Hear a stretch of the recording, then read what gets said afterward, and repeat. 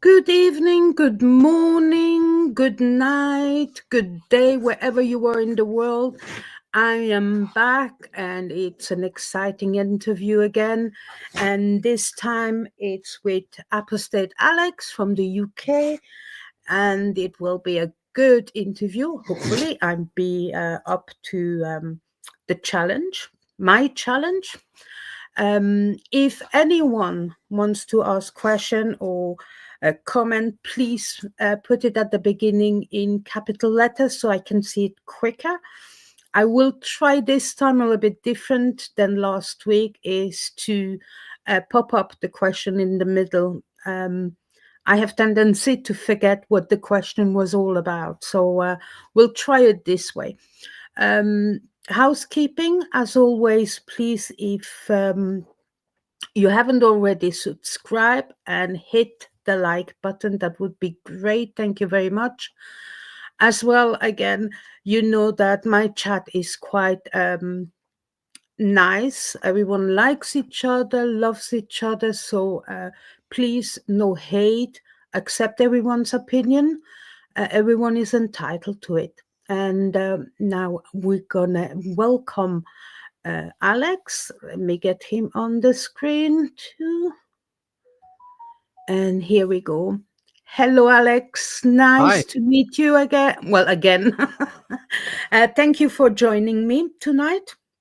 Likewise. Thank you for having me. I think it's important to have everyone from Europe speaking out. I hope that we can get more people speaking out. I always bring the same example, but there is a former Scientologist in France who was in the Sea Org in France and also in America, who wrote a book, but he wrote a book under a name that is not him, so it's not his real name. So it's a pity because I don't know how to contact him, but I have someone that might find out. Who knows?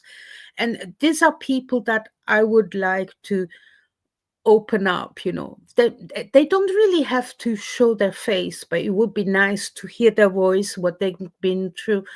I have so many books that I need to read, and I just don't have enough time at the moment.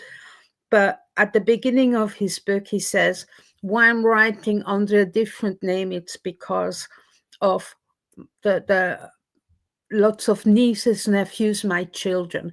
So from how it's written, I have the impression that they might still be in Scientology, and he doesn't want to break the how you say that, the connection. Perhaps he has a connection that hasn't been cut, and I understand. But yeah, there are more like people like that here in Europe. I want to look for people in Italy as well, but my Italian is a bit rusty at the moment. So if I don't speak it, I forget. But when I speak it, I speak with my hands and feet as well. Hi, Peter. Thank you for joining. Who are you calling a troublemaker? Me?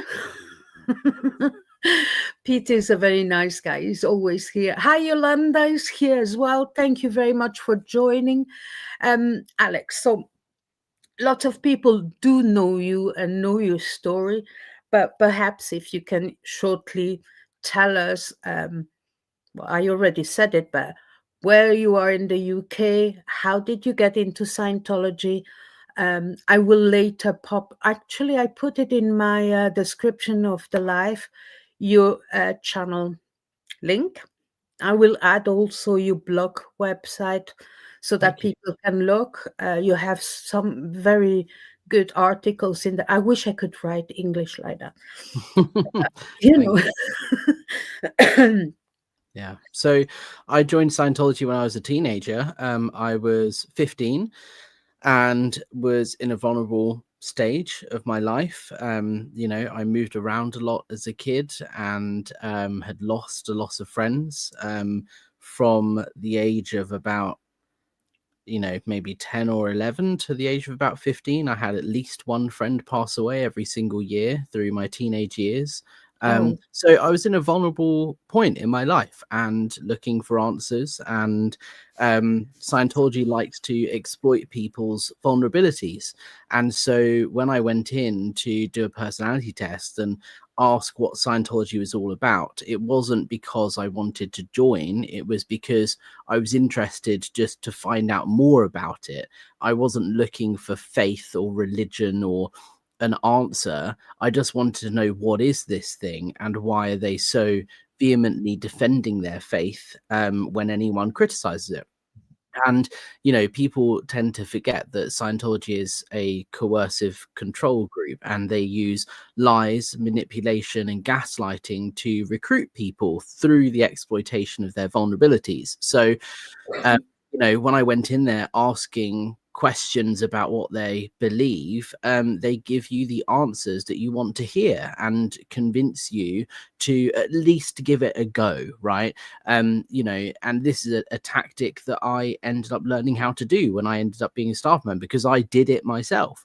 But it's all about finding out what your ruin is. What is the thing that is upsetting you the most? And then Scientology can be presented as the solution. So they said, hey, look, try this life improvement course. It's only £30. If you wanted to learn about Christianity, you'd read the Bible. You know, if you wanted to learn about something, you'd read from the source. So this is what this course is. It's a book that you read and you answer questions about it, and it will give you some tips and tricks and tools that you can use in your life. And you know, you might find it will help you, but if it doesn't, then so what? It's £30. At least you've given it a go. And if at any point you feel like someone is forcing you to disconnect from family, or you feel like you're being abused, or anything like this that people say that we do, you can just walk out the door. Like, there's no obligation. You just do the course and try, and if it doesn't work, it doesn't work. And so when it's presented like that in the context of a conversation that has, you know, been exploiting your vulnerabilities throughout, you kind of think, okay, I'll give it a go. And then before long ended up joining staff. So I finished, because in the UK, it's not like this now, but it used to be you finish school at the age of 16, and then you have an optional 2 years of sixth form or college until you're 18, and then you go to university. But if you want to leave school at 16, you can. Now I believe you have to stay in school until you're 18. But so I was in school and I said, look, okay, I was recruited onto staff, and they said, look, I said, I can't be on staff for more than a couple of months because I have to go back to school in September to do my sixth form, which is what my family wanted me to do. And so I signed a 2.5-year contract, but made it very clear that I would have to leave unless we managed to handle my family, because my family aren't Scientologists. So I said to them, look, if we can get my family to be okay with staying on staff, then I won't go to sixth form and I can continue the contract. So the end of the summer came, and we didn't manage to convince my family that being on staff at the Church of Scientology in London was the correct thing to do. So I went back to school, and then that was September. And then in the October, it was the annual IAS event, which is International Association of Scientologists. It's the biggest fundraising event in the Scientology calendar every year. Mhm. And so I was going to bring my mum along to this because I was still trying to handle her on being okay with me being a Scientologist. And the night before the IES event, I got a call from the DSA, which is the Director of Special Affairs, so the OSA operative at London Org, who said that because I had a connection to somebody who is anti-Scientology, me and my mum are not allowed to come to this IES event. We never found out exactly who it was. It was pitched to me as something along the lines of like a friend of a family member of a friend of a colleague that my mum knew or something, was an SP. And so because of that, you can't come into the org, you can't do any courses, you have to stop doing Scientology. So does that mean they actually investigated you and your family? Well, no, well, this is the thing. Firstly, I still don't know who that person was, and I don't know how they were connected to me. And even Scientology admit that that was wrong, and they didn't do an investigation, because about 18 months later, when I'd finished sixth form, I then got back into, so FLAG, which is the headquarters in Clearwater, Florida, got in touch with me, and they tried to do what's called a recovery cycle to try and get me back in online. And I explained, look, I've been kicked out of the church. I was on staff. I was trying to handle my parents and get them to be okay with me doing it. And apparently I've got a connection to an SP, and I don't have a connection to an SP. So there was a big program. Essentially, I then ended up going back into the church, and they had what's called a board of review, which is an investigation into everything. And then Scientology found that it was wrong for me to have been kicked out the first time. I don't have a connection to an SP. Welcome back. So I rejoined staff again, having now finished sixth form, and was posted as the director of public book sales, so in charge of recruitment in London, and Malta, strangely, was one of my territories. And then, carried on being on staff for a little while, and then ended up being declared a potential trouble source in 2014. But I was still a Scientologist, even though I'd been kicked off staff, dismissed from staff. I was still believing that Scientology was the way to clear the planet. And so carried on considering myself a Scientologist until about 2016, even though I hadn't been into an org since 2014. And then just sort of gradually drifted away, stopped doing courses from home. And then, it was several years later that I finally Googled Scientology for the first time and started hearing all of these stories of abuse and neglect, and went down the rabbit hole and started unpacking in my mind what happened to me. And now 2 years later, here I am as an activist. It's very interesting. I find it very strange that you were denied going to that ESA event. I would have thought that already they have so difficulties to recruit people, and I suppose at that time you were 15 as well, that they would kick anyone out, even if there is someone that is an SP in your family or in your world. It's not logical to me. Yeah, Scientology have a habit of kicking out people that want to stay and keeping in the people that want to leave. And the mistake you're making is applying logic to these things. There is no logic in Scientology, even though they like to come across like they. I'm a woman, Alex, and I very often, I don't always think with my emotion or feelings, but I think a lot logically, and therefore when something is not logical, I don't get it. I mean, I turned 20 when I was in London going to school to learn English, doing my first degree, etc. And I did the personality test at Tottenham Court Road. A friend and I, we had time to waste, and we were waiting for people. And I said, personality test. And I didn't even look Scientology. And my friend said, it's a cult. We're not going in there. I said, look, we have time. And, we women, especially, when you early 20s, personality test, we want to know, right? And perhaps you don't know, but I'm a person of small stature. That means I have one of many conditions of dwarfism. So I'm only 4'4". Actually, with the age now, I'm shrinking again. You're still taller than Dave Miscavige, though, so you're good. And anyway, and my friend, about 6 foot, something like that. And I said to him, look, I gotta tell you, after the test is over, they're gonna tell you dandy, you perfect, you're okay. And because I'm small, they're gonna tell me I'm at the border of committing suicide. And it was exactly that. And I've never left a place so quickly than there, because they wanted to sell me the book and things like that. And I'm like, nothing makes sense. And I said, no, thank you. Yeah. And at the time, my English was not perfect. I was in London to learn better English than what I already knew. So it was quite funny, though. But it's something that I remember very well. Yeah. Did they try and sell you Dianetics in French, or did they try and sell you another book in English? Oh, they said if I wanted it, I could have it in every language I wanted. And I Yeah. said, the only thing I said to them, I said, I'm from Zurich. And they said, oh, you can have it in German. I said, no, thank you. I don't want it. And I'm a student. I don't have a lot of money. I saved for a year to come to London to pay my school. No, thank you. I don't want. And even though at the time I thought the book was expensive, so Yeah. I liked it. Yeah, when you're a salesperson in Scientology, you're trained to handle these things. They're called objections, and you go through drilling, like training, in how to convince someone to buy the book, and whatever that person gives as an excuse, you have a way to overcome that. So, for example, I'm a student, I don't have any money. Well, then you pitch it and go, okay, well, look, the book is £13. You know, and it's possible that this could completely change your life. Is it not worth £13 to at least give it a go?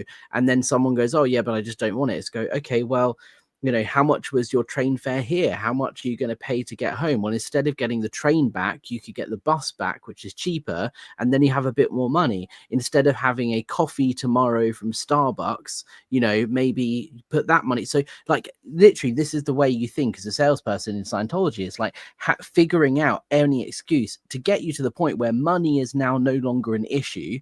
And they go, okay, well, what other objections do you have? Oh, okay, well, I'm just not sure, you know, whether I have the time to read it. And then you go, okay, well, you know, what's your schedule look like every week? You know, do you read stuff for your course at university? Well, perhaps if you spend half an hour reading it while you're eating your breakfast or something, you know, every little objection you are trained to handle so that you feel guilty for not buying it. And The that's thing the way is, you're trained. Alex, the thing is that not to put any shade on you, but anyone who has, you know, questions about why am I here, etc., what do I have to believe, etc., you can go to the Catholic Church, the Reformed Church, this church. You can go to the Buddhist. You can go and ask questions, and they will never ask you for one bloody penny. Mm-hmm. And if they have courses, they're offered for free. So but then you see, that's me. I wasn't interested in cults until actually the pandemic started, and I started just watching stuff on YouTube. I love documentaries, and I thought normal channel. And anyway, I shouldn't say that, but I don't want to pay the BBC the TV license, so I just watch YouTube now and other apps that I pay for. And I came across so many really good documentaries on YouTube about, and not only on YouTube, on Netflix as well, about different kinds of cults. But when I got really interested was in the 90s. I can't really remember which year. I think 96, 97. In Switzerland, we were really shocked because, you know, Switzerland is a country where not a lot of things are put on the table out there, you know. So we very rarely know what's going on. Well, I'm talking from when I lived there. Now it's probably different with social media, etc. But when the Templar, the Sun Templar, or the Templar of the Sun, I don't know how it's called in English, did a mass suicide. And then exactly at the same time, they did it as well in Canada. And that was a very shocking. It was in a tiny village, or outside a tiny village in Switzerland. I mean, it was not even an hour away from where my mother lives. You know, it was shocking.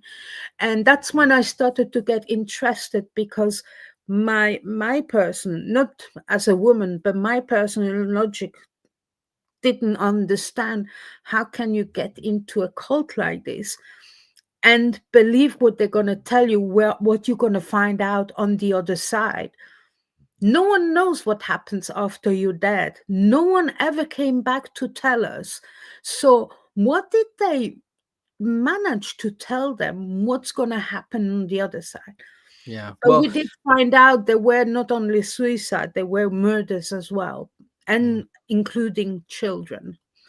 Well, I don't know about that specific cult, but the way that cults work is by using coercive control, manipulation, lies, gaslighting, and so it's one of the things that I'm trying to do at the moment is try and change public perception in the UK so that people don't, because people think Scientology is just this crazy American cult that believes in aliens, and it's like, well, yeah, there is an element to that, but Yeah. it's also a destructive, harmful organization that is abusing people here in the UK and every other city in which it operates. And so people have a disconnect in their mind about how could you fall for a cult, and they are forgetting that cults use manipulation and lies to deceive you, and that's how people fall for it. You don't walk into a church of Scientology and then they tell you, oh, we believe in Xenu, and then you go, oh, I'm not signing up for this, and walking away. They lie to you and tell you that everything you've heard about Scientology is false.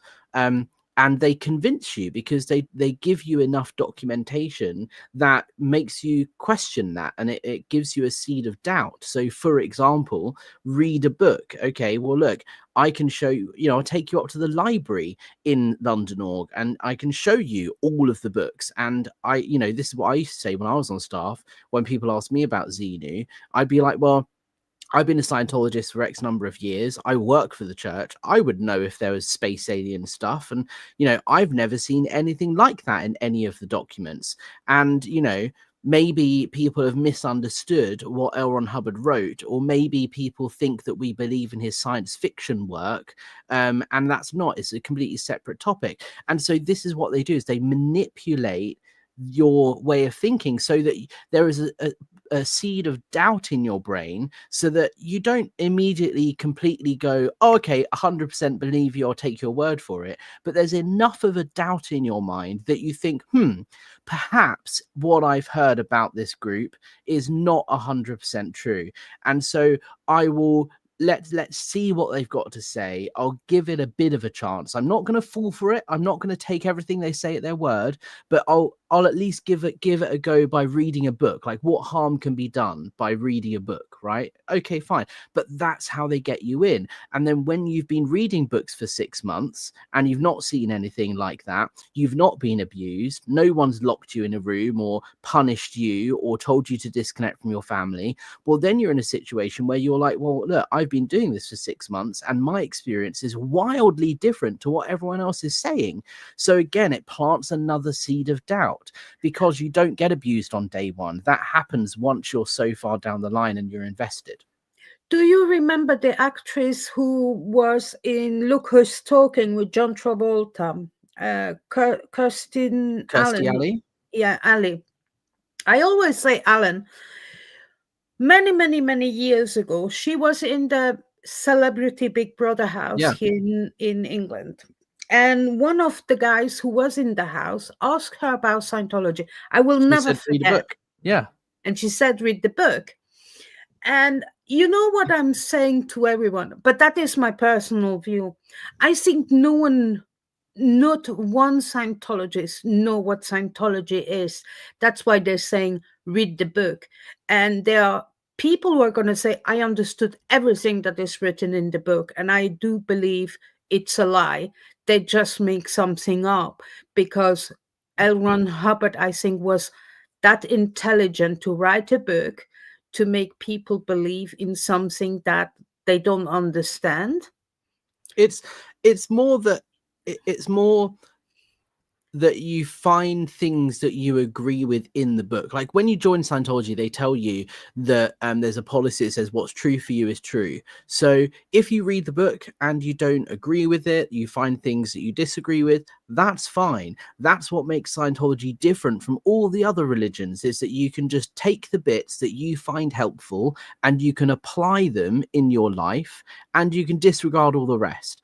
And so again, that just plants the seed of doubt in your head. And you think, okay, great, well, there's no obligation here. It's not like you're giving me the Bible and I have to believe in it as an act of faith or not. It's like, cool, this is this guy's hypothesis on the way the mind works, and if I read it and I disagree, that's fine, but I will still learn some tools and tricks that I can apply in my life. That's how it's presented to you. So you think, okay, cool, well, you know, I didn't agree with that, I did agree with that, fine, let's read the next one. But when you start doing more advanced courses and you start doing auditing and so on, you start reading this thing called KSW, which is Keeping Scientology Working. And in that very important policy letter, it makes it explicitly clear that Scientology is a totalitarian extremist belief system, and it will work 100% of the time if it's applied correctly and to the letter, by the T, like everything exactly as L. Ron Hubbard wrote it. And so then you start getting that extremist belief system where you think, okay, well, maybe the reason I'm not getting a benefit is because it hasn't been applied correctly. Let me read it again and try it a different way. And that's when you start getting that indoctrination of like, there is no alternative other than L. Ron Hubbard as the answer to all of your questions. It is funny, you know, before the Real Housewife of New York started, where Rebecca Minkoff was being casted as actually a friend of the cast and not actually a member as such, or a cast member. I read an interview she gave to, I can't remember, I think it was Vogue. And, you know, the interview was all about her business, etc. She's actually quite an interesting person. But then when it came to questions about Scientology, and I thought very funny what she was saying. Again, even though she's second gen, but she has never worked. She was never a working Scientologist.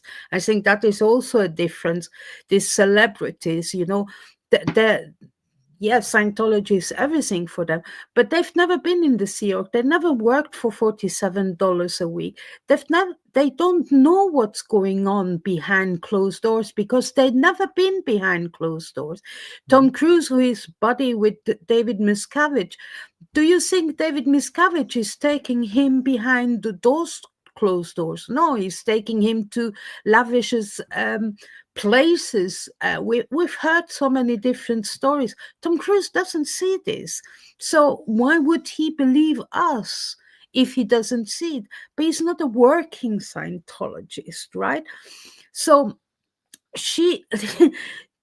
Rebecca Minkoff answer, she didn't actually answer it with read the book. She said, it's a way of my life. It helps me in understanding what I need to do, how to operate my mind.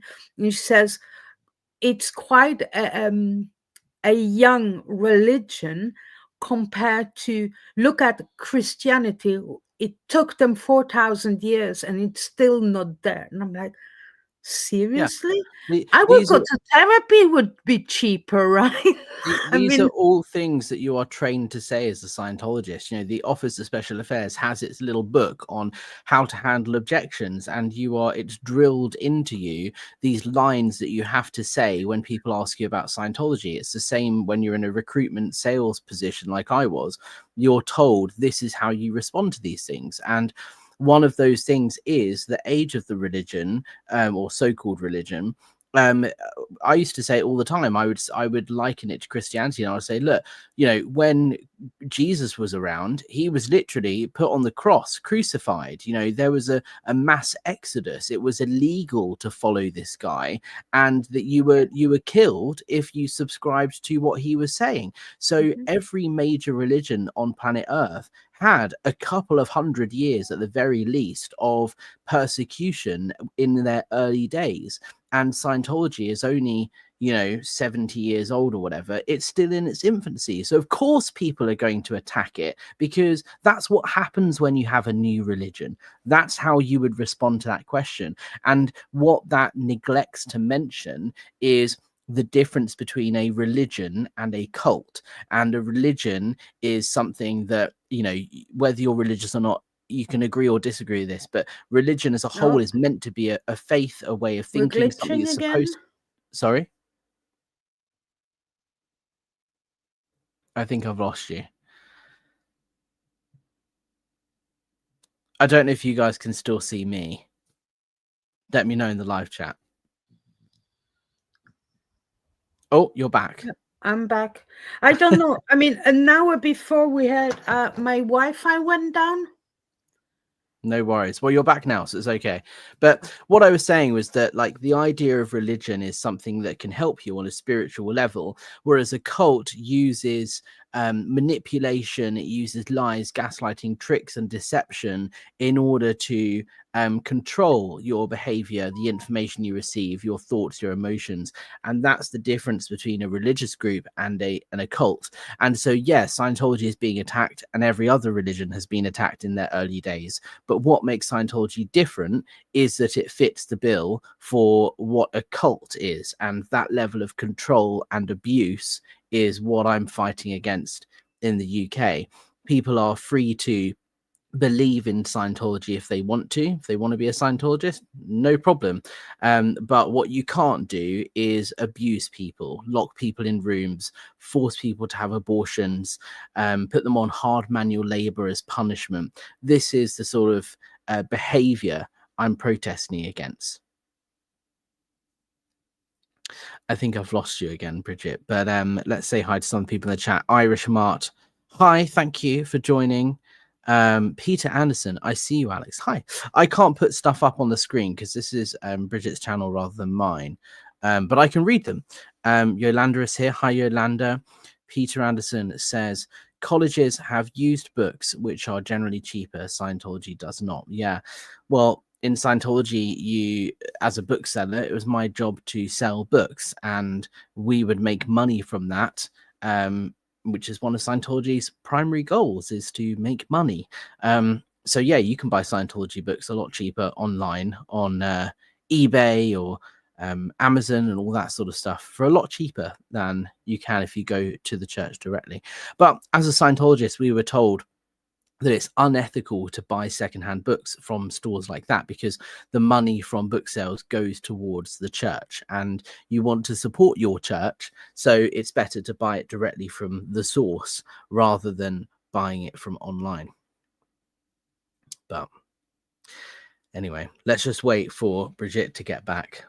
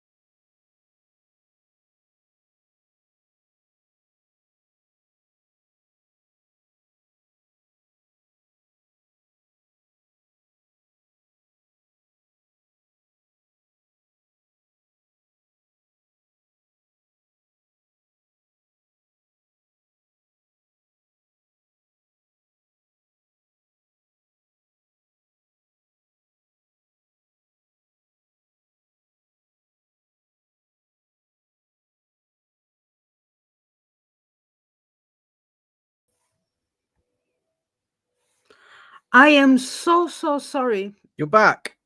I'm back. I'm sorry about that. I have really had issues with StreamYard and Chrome No problem. last week and the week before.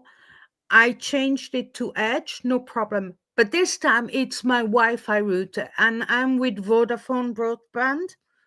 I very, very rarely have issues with them. Why today? Come on. We're talking about Scientology. There we go. Give me just a second. Hi, Irish Mud. Thank you for joining. If you don't mind, let me quickly go through the comments, Alex. Sure. Anyway, I apologize, Alex. I forgot No, what you're you good. were talking about. Oh my goodness, it's one of these days.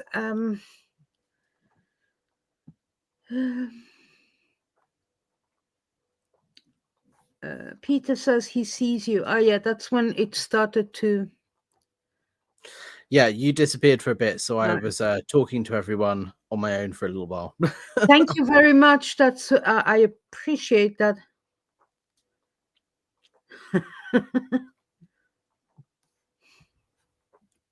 Yes, but it wasn't Scientology. It was my router.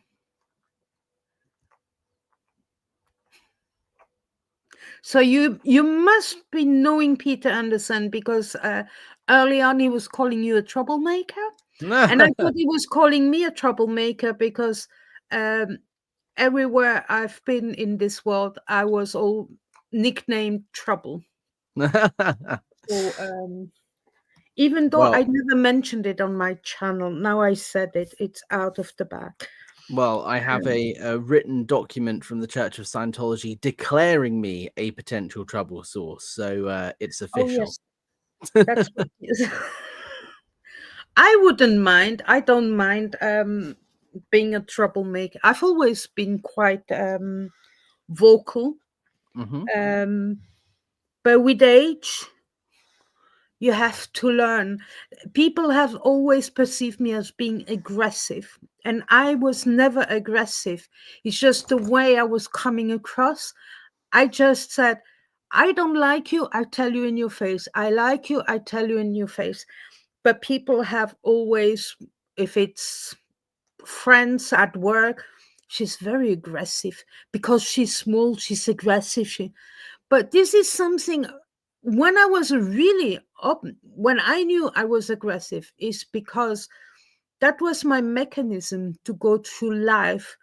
And I knew when I was aggressive, I was getting what I needed. Not what I wanted, but what I needed. Like, I need help to do this, if it's at home or if it's at work. So, but in general, they said I was aggressive. And I said, no, I don't know how to. So I learned, with age, you start to know, well, you can tell the truth, but you can embellish a little bit, not to upset them too much, I think that there's also a difference between the European and UK culture in that way as well. In the UK, we are very stiff upper lip and very, if you bump into someone on the tube, it's all very, no one ever says anything, but you can tell you've annoyed someone, or someone makes a grunt or a groan or something. That's just the way we are as British people. Whereas I think in Europe, particularly, people are a lot more upfront and will say, I'm upset, or I don't like this, or whatever. So I think it's just a cultural difference as well. We are very being British is a thing that people talk about. I think it's part of our nature. I lived in England. I live outside Edinburgh now. I've been over 12 years in Edinburgh. Here in Edinburgh, people have more tendency to say sorry. Yes. And say sorry when they don't need to say sorry. Yeah, exactly. And I have turned into that. I'm just picking it up and say sorry when, And then afterwards I realized, I said, bloody hell, I said sorry 5 times. Why? Yeah. Once would Well, have that's been the thing enough. is in England, we never want to, or in the UK, we never want to offend anybody, and God forbid someone be offended by anything anyone ever does. So it's always, oh, sorry, even though there's nothing to be sorry for. Alex, I lived in Surrey, so it is a expensive county. Yes. People are a little bit on the posh side, and sometimes people that have nothing to be posh about, I loved it, and actually it's not far away. I lived in Woking, actually not that far away from East Grinstead. Mhm. And when I was living there and I knew about East Grinstead, I would have gone and swoop around a little bit. But what I wanted to say, what I want to talk about a little bit more, because I know we said we want to restrict the interview, but we can do another one at another date, is more about what you are doing here in the UK. I don't want to compare you to Mona and Audit LA, but you do certain things that are similar, shall we say, and I think very important. And I'm wondering if you need help, if there are people you need to do, like investigations, searching stuff, stuff that needs to, that you need. You can't do Yeah. everything on your own. Sorry. And also offering you a possibility, like for the other people, perhaps you don't know, but I'm the editor of the resource page of sptv.space, and we have put stuff up there like petitions, information how to, like, for example, the letters to the Danish congressmen Yep. and etc. The same with the congress people in America. What can we do to help, or to get people to have one place to go to find links, what they could do in the background to help you out? I Yeah. think that's important too. Yeah, in the UK it's difficult because there are very strict rules around contacting members of parliament, for example. The one thing I would say to anyone watching this who's in the UK is to write to your local MP.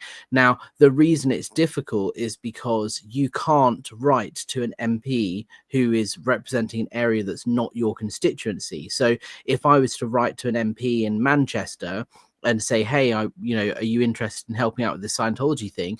They would write back and say, I cannot help you because you are not my constituent. So you have to write to your own MP. Now, once you've written to your MP and you've secured a meeting, you can bring other people in. So, if you were to write to your MP and say, hey, can I arrange a meeting to discuss my concerns about Scientology? Well, then invite me along and I will come to that meeting with you.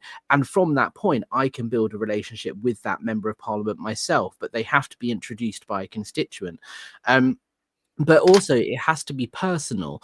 If you look at campaigns in the activism space in the past, not just Scientology, just in general, if you have a template letter that is just written and copied and pasted and put your name and the MP's name at the beginning or the end, they generally just get chucked in the bin by members of parliament here in the UK. So it has to be a personal written letter that expresses your personal concerns. So that automatically makes it more difficult to get people to be activists and to help out in the movement. But that doesn't mean it's not impossible. So it's important that you write to members of parliament and you do your bit to help. And there are different ways of being an activist. There is sharing stuff on social media, there's commenting on YouTube channels, there's writing to your MP. There isn't a right or wrong way to do it, but the strength is in the numbers. So the more people who agree meetings with their MPs, the better.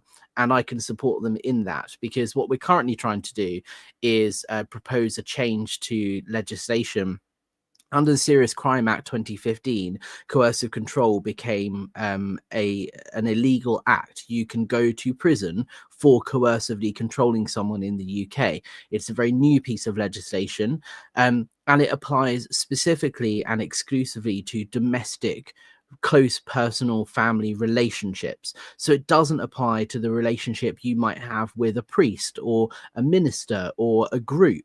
And so what I'm doing at the moment is working with Parliament to propose a change to that legislation, an adjustment, so that it can be applied specifically to groups.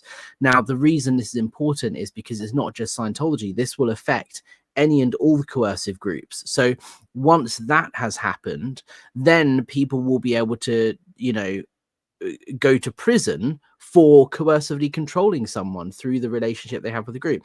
And so I'm going through the motions of that at the moment and tabling the motion and all of this, but we need members of Parliament to support it. And the way you do that is by getting a number of people to write to their MP and say, hey, look, can you support this legislation that will help a lot of people who've survived abuse in religious organizations to come forward and seek justice? So that means we have a parliament in Scotland. We have also a different parliament in Wales and in Northern Ireland. So that means people in Scotland, people in Wales should actually look into it if they have the same legislation, and if we can. No, not quite. The Serious Crime Act is not a devolved matter. That is a UK-wide policy. So, so the devolved governments of Wales and Scotland deal with certain matters that are related to those specific countries. But the Parliament in Westminster is the one that deals with national legislation, and the Serious Crime Act 2015 is one of those such pieces of legislation. Okay. Also, what I mean is, whatever you need people to do, regardless of Parliament, etc., that could do work in the background that you don't have time to.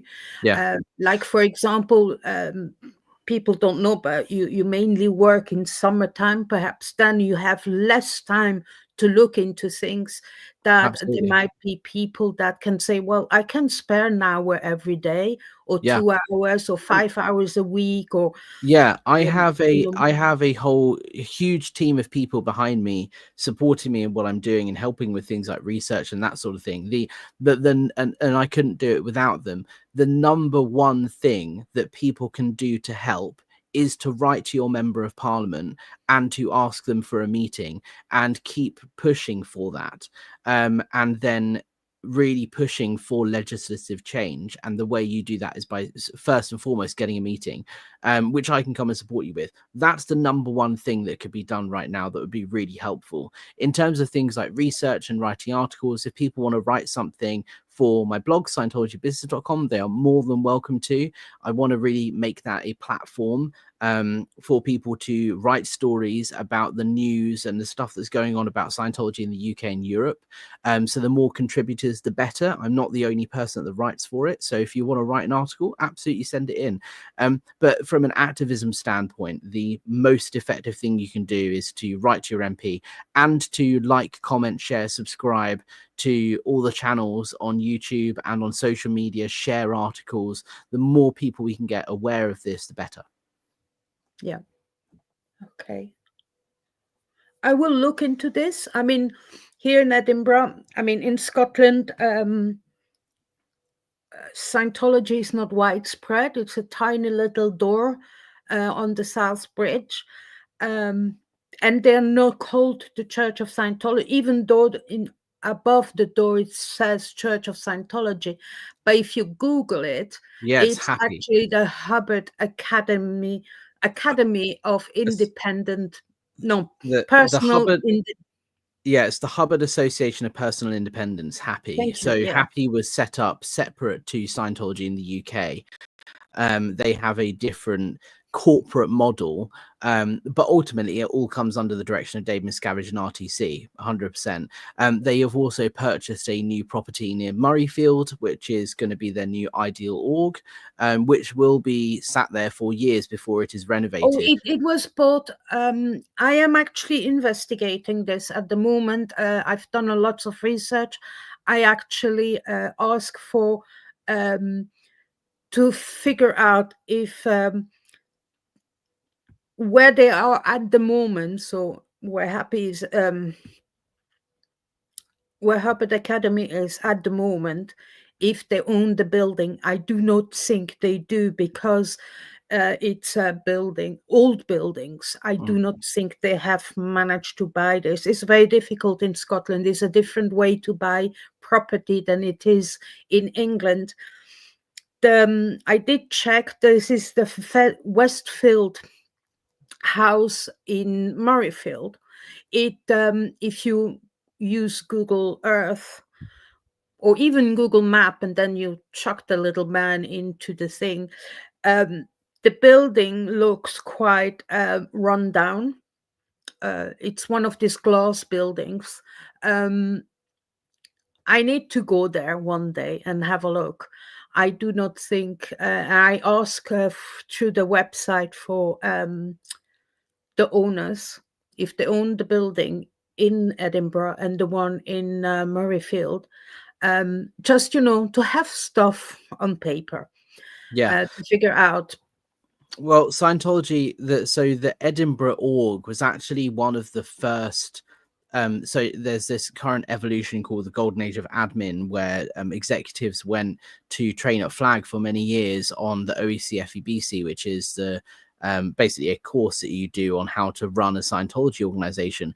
And all of the executives at Edinburgh org went to Flag to train, and they were one of the first fully trained executive teams that went back to their orgs as part of this Golden Age of Admin evolution. There is a huge push to fundraise to open their new building, but you have to understand that we are well over a decade away from it happening, simply because if you look at Manchester as a prime example, which is widely accepted in the UK as being the next ideal org that will open, they purchased that building 17 years ago, and even though they submitted planning applications and got permission and then had it withdrawn, it's been an ongoing thing, they are still yet to start renovation works. Once they start renovation works, you're then 18 months away from it opening. And even then, they have to have at least 86 staff members in order for them to open under Scientology policy. So even if the renovations at Murrayfield were to begin tomorrow, you're at least talking a couple of years before it opens. Now, they're not going to start renovations until they have millions of pounds in the bank in order to pay for them. And they're not going to do that unless they have hundreds of people donating. So these and it's not only that, they don't have 86 people working. Yeah, exactly. At Southbridge. Exactly. That's what pushed Paris back. So like when Paris, the ideal org, was delayed so long, it was because, yes, they'd finished the renovations, they'd spent millions on doing it, and they were waiting to open, but based on the staff, they didn't have 86 staff members, and so they couldn't open. And it wasn't until David Miscavige said we need to open before the Olympics, and they suddenly found a couple of people to sign contracts just so that it was officially ready to open, and it opened. And the moment the Olympics was over, the building was empty, and half the staff moved on, finished their contracts, left on early. But they cannot open unless they've got that first 86 staff, and that doesn't happen until after they finish the renovations. Ludovic from France did actually upload a video for someone who went undercover into the new org in Paris. Amazing. And it was practically empty. Yeah, of course. There's hardly anyone there. I read an article where someone went into the one here in Edinburgh and just, curious, did the test, and there's 2 people in there. That's it. So I don't know how they're gonna squeeze 86 people in there, let alone start renovation at Murrayfield. It's a building that, I don't know. It looks like it needs work. There are some windows that looks broken. But I Exactly. don't know when Google last took that picture. Yeah, So but they won't start renovations until they've raised the the money. entire amount of money needed to build this whole new org. So they are at least a decade away from opening. It will just sit there, crumbling into the ground until they've raised the however many million that they need. So it's not by any means an urgent matter. Most orgs in the UK and around the world are empty. But that's one of the things that I'm telling people who ask, that there are only 2,000 or something Scientologists in the UK, but that doesn't mean they don't have a lot of money and a lot of power. If you look at the IES event as a prime example, that's the biggest fundraising event in Scientology's calendar annually, internationally. And so in order for people to hear Dave Miscavige speak and to raise money for the church, thousands of Scientologists travel to the UK from around Europe every year. And so, yeah, there might only be 2,000 people in the UK, but that doesn't mean they're not making loads of money in the UK.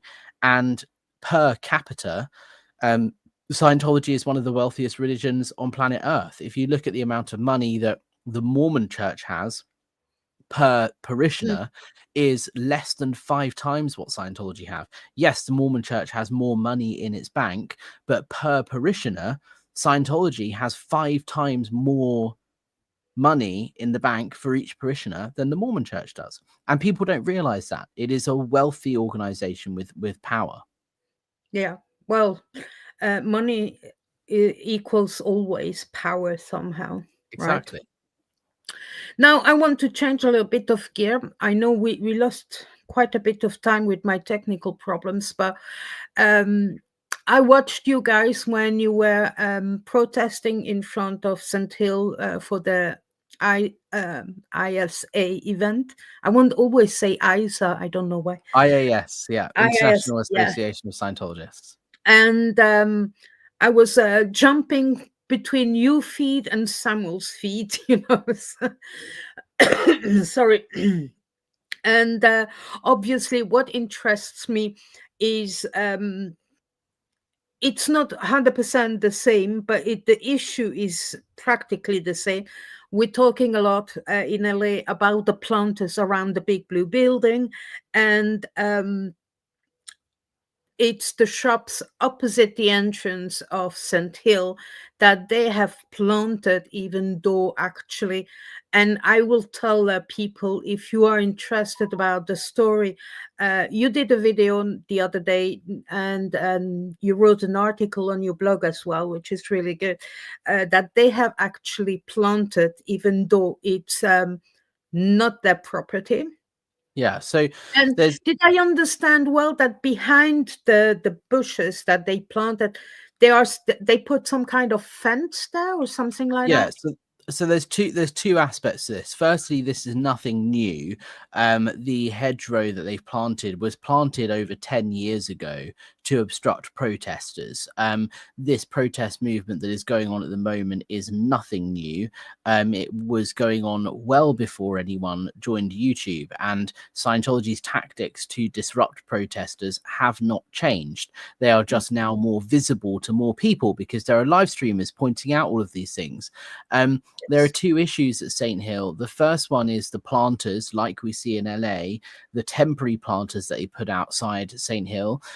There's a footpath that goes right along the property, which is where we as protesters stand. And for the IES event, they put these big planters along the road that disrupt the view of protesters, but also limits the space in which protesters can stand, and they're blocking the public right of way. So last year, the council inspected and told them off and told them to remove the planters on the day before the IES event, which they then did, and they put new planters up, and then the council said, hey, you need to remove your new planters. And that's only happening because I've built a good relationship with the council and law enforcement and so on prior to the protest to make them aware that they will try and play these tricks and games. So that's something that's an ongoing, consistent issue every time we protest. But the other issue, which is one you're talking about, is that the fence, the concealed fencing and the hedgerow opposite the entrance, there used to be a footpath, and Scientology have planted these trees into what looks like a bush and put a huge fence behind it, so that you can't stand there. And there used to be enough space for two people to stand in front of each other and have room for your bags behind, and not stand on the road. So all of that space is now taken up by a fence and some plants. And West Sussex County Council ordered Scientology to remove them because it's public land. It's a danger to road users because they've put this curbing along the side, which could become dislodged at any time. And Scientology said we had permission to do it, and we're allowed to, and it's our land. And Highway said, firstly, it's not your land, but even if it was your land, we have jurisdiction and authority over it because of how close it is to the highway, and you need to remove it. And so Scientology claimed discrimination. They threatened the council. They submitted a complaint, and the complaint was not upheld. The council said, no, you need to remove it. They subsequently threatened the council and said, you need to watch your back, basically. Be careful with what you're saying and doing, because you don't want to be seen as anti-religious discriminatory bigots. And the council are saying, it doesn't matter who you are, whether you're religious or not, you have put stuff on a public piece of land that is a danger to road users and is a danger to anyone trying to walk their dogs in the area. It's not about who you are, it's about what you've done. And so we're now going through the motions of that. But essentially the council are firm in their stance, and what will end up happening is the council will have to shut the road with three-way traffic management in order to remove it, and then send Scientology the bill. It would have made Scientology look a lot better if they had just said, oh, sorry, and removed it. But no, they are unable to do that. It shows you, though, that how they perceive themselves to be above the law. Yeah. If it's the planters in LA or the bushes, I'm gonna call them the bushes of Sand Hill. Yeah. That is mind-boggling. What the difference, though, is that it seems that the Council of East Grinstead seems to actually hold on to their horses and not let go. Hopefully, they're gonna not feel threatened, not feel too much threatened to then back away from it. Yeah. It's important to understand the three levels of local government, though, because there's East Grinstead Town Council, then above that there's Mid Sussex District Council, and then above that is West Sussex County Council. The next level up from that is Parliament. So West Sussex County Council are the ones telling them to remove the bush, and they're standing firm and they're not taking anything from Scientology. Mid Sussex District Council are the ones that deal with planning matters and who are, gave them a planning contravention notice for the erection of a huge marquee for the IES event and so on. And then East Grinstead Town Council are the ones who are almost fully supportive of Scientology, and the mayor goes to turn on their Christmas lights and such. So the three different levels of government have different interactions with Scientology. It's promising that the higher up authorities aren't won over by Scientology, and they are standing firm, but the lower levels of government are the ones that are concerning, because yes, they hold less power, but they are totally falling for Scientology's tricks. So when you are down, do you live in Sussex or are you living in London? I'm based in London. Are you London? Oh, sugar, I forgot what I wanted to say. I'm sorry. Oh, no. When you go to East Grinstead, prior to a protest, etc., have you ever walked around East Grinstead and tried to talk to people? And absolutely. How do they feel about Scientology? Yeah, I'm in East Grinstead very, very regularly. I have lots of meetings with local residents, with councillors, with the police and all sorts. I'm in East Grinstead more than you would imagine.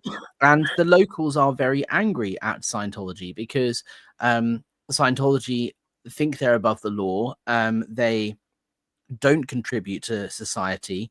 They jam up the roads with their big international events, and they are quite simply fed up of the nature with which Scientology conducts itself in the village. And everyone that I've spoken to has said, thank you for protesting and for speaking out against our town council and their close relationship with Scientology, because they don't have the courage to, because they're scared that by speaking out, they will receive backlash through harassment or fair game. And they go, look, I'm, Scientology, my neighbors, I have to have a good working relationship with them, so I can't speak out. But thank you for doing that on our behalf. So a lot of people in East Grinstead are quite frankly scared of Scientology.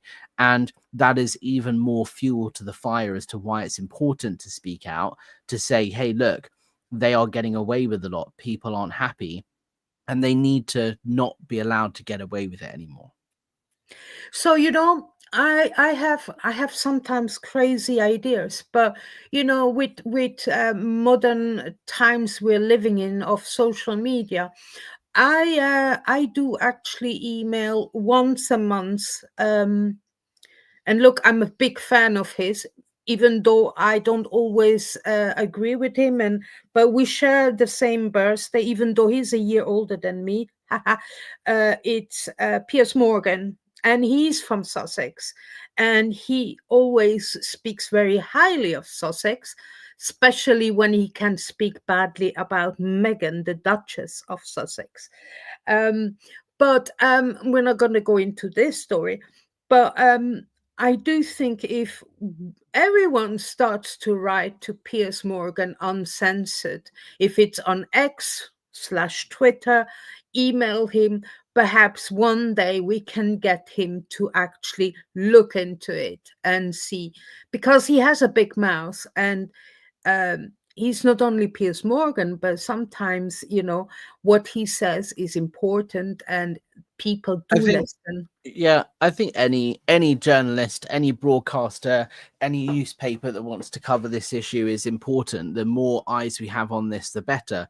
That's why I focus on press as one of the primary outlets for my activism. The one article that I got in the Daily Mail about East Grinstead Town Council got more views than all of Scientology, ex-Scientology YouTube channels, including Aaron, all of those videos combined, right? There were more views on this Daily Mail article than all of SPTV. And so the number of eyes you can get through press is really huge. So YouTube is one strand of activism, yes, but the more public figures that are willing to take on Scientology, the better. I spend a lot of time working with journalists and working with their legal teams and briefing them on how Scientology operates with regard to legal cases and such, because quite often a journalist will contact me about a story and do a 9-month-long investigation and then decide not to publish it in the end because their legal team gets spooked by all the Scientology legal threats. And they go, there are easier, quicker stories that we can get that don't come with all of this backlash. So I spend a lot of time working on stuff behind the scenes, briefing people so that they're prepared for it, so that we get the coverage that we do. And that's really, really important. So yeah, absolutely, write to journalists, write to broadcasters, news organizations, but you have to write to them with a story. If you just say, hey, you should cover Scientology, they're going to say, there's no way I'm ever going to do that. Whereas if you say you should cover the infiltration of local government that Scientology have been doing in Sussex, that's a story that they might pick up, and indeed they have. Yeah. When it comes to media, it's sometimes difficult my issue is, I'll start again, sorry. My issue is that why are people still so scared about Scientology? And that's why we have to continue, regardless of everything else going on. We need to continue to be either activists, protesters, etc. And that brings me to my last part that I want to discuss with you. If you still have 5-10 minutes. Yeah, sure. And I just saw, I just quickly want to say, Ludovic just joined us. LD is Ludovic from Ah, France. Yeah, bonsoir Ludovic. yeah. Salut Ludo, merci Salut. d'être là. Is I remember in the streams when you were protesting over that weekend, and I promise you, I would like to join one day, but you were talking that they were trying uh, that you can't protest there anymore, Yeah. and I do remember that at the time. When was it? In October, September, So November, the IES event happens in October, yes, but October. the PSPO, the Public Spaces Protection Order, is something that's been ongoing since last summer.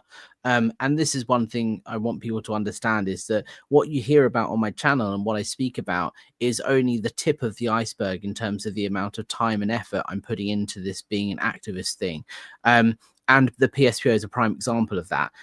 Where we currently stand publicly is that Scientology applied for a PSPO, which is essentially a ban on protesting outside St. Hill.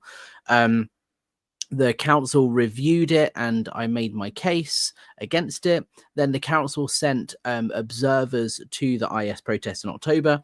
Essentially, there needs to be evidence that the protests outside St. Hill are persistent, they are ongoing, and they are disruptive to the local community.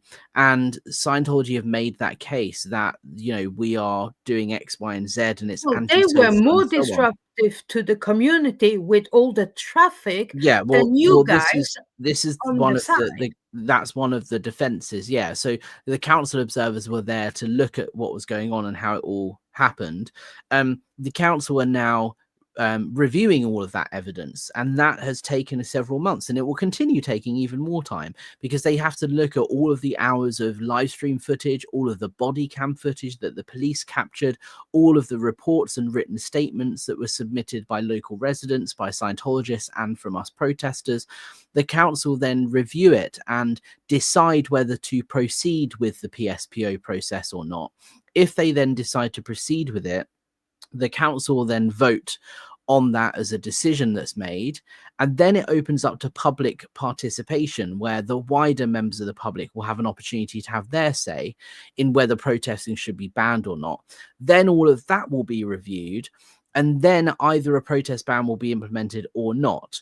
But if it is implemented, then the only course of action to appeal it would be to take it to the High Court. So there's a lot of stakes at the moment. The stakes are high.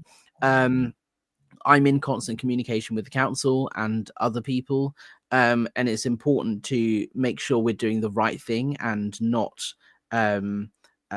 persistently protesting or engaging any sort of behavior that's abusive or antisocial or anything like that. You know, our case is that there has been 2 protests outside St. Hill in the last 6 years. And like you say, the IES event is what causes disruption to the community, not our protest. So I Exactly. remain hopeful. I'd be surprised if a protest ban is put in place, but And we'll know also, in the you summer. were not hundreds and hundreds. You were how many people? I Yeah. I tried to count, but I would say you were about 20, 25. Yeah, the first year there were 46 or 48, and the Oh second year yeah, there were about 20 of us. Yeah, yeah. But I I think mean, there were 18 last year. you were quite respectful. You didn't raise your voices.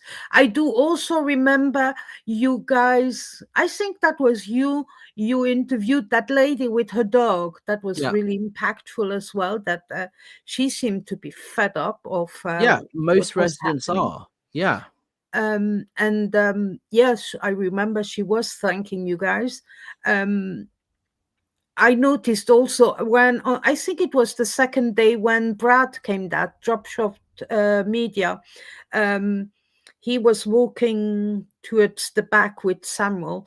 I think I think it took him a bit hard to be there after all these years, but he was explaining where the kitchens were because he hmm was a cook then. It was very interesting, but there were the security from Scientology was following them really, Yeah. like, at least they were not armed like some of the ones around the Blue Building, Well, yeah, which it's I America, still isn't it? It's find different. Yeah. horrendous to know. And that they're being, I mean, it, even if it's just a church, right? You don't need security guys that are armed. I'm sorry, I find that unbelievable that LAPD let that slide somehow. But if you can protest again this year, will you? Yeah, well, absolutely. But I think it's, it's a question mark, isn't it? Any protest activity outside St. Hill right now will only work to our detriment.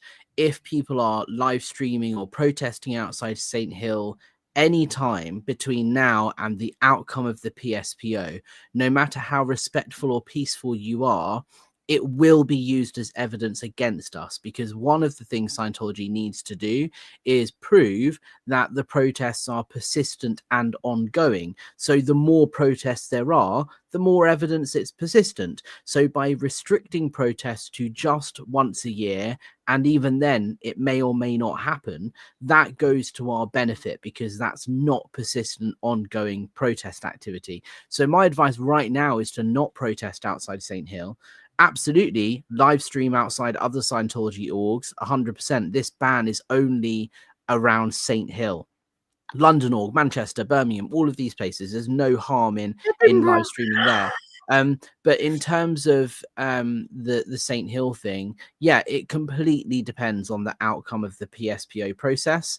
And I've been told to expect an answer this summer, but whether or not it gets delayed, I don't know. So if we have an outcome before October, then yeah, we'll probably be protesting or not, depending on what they say.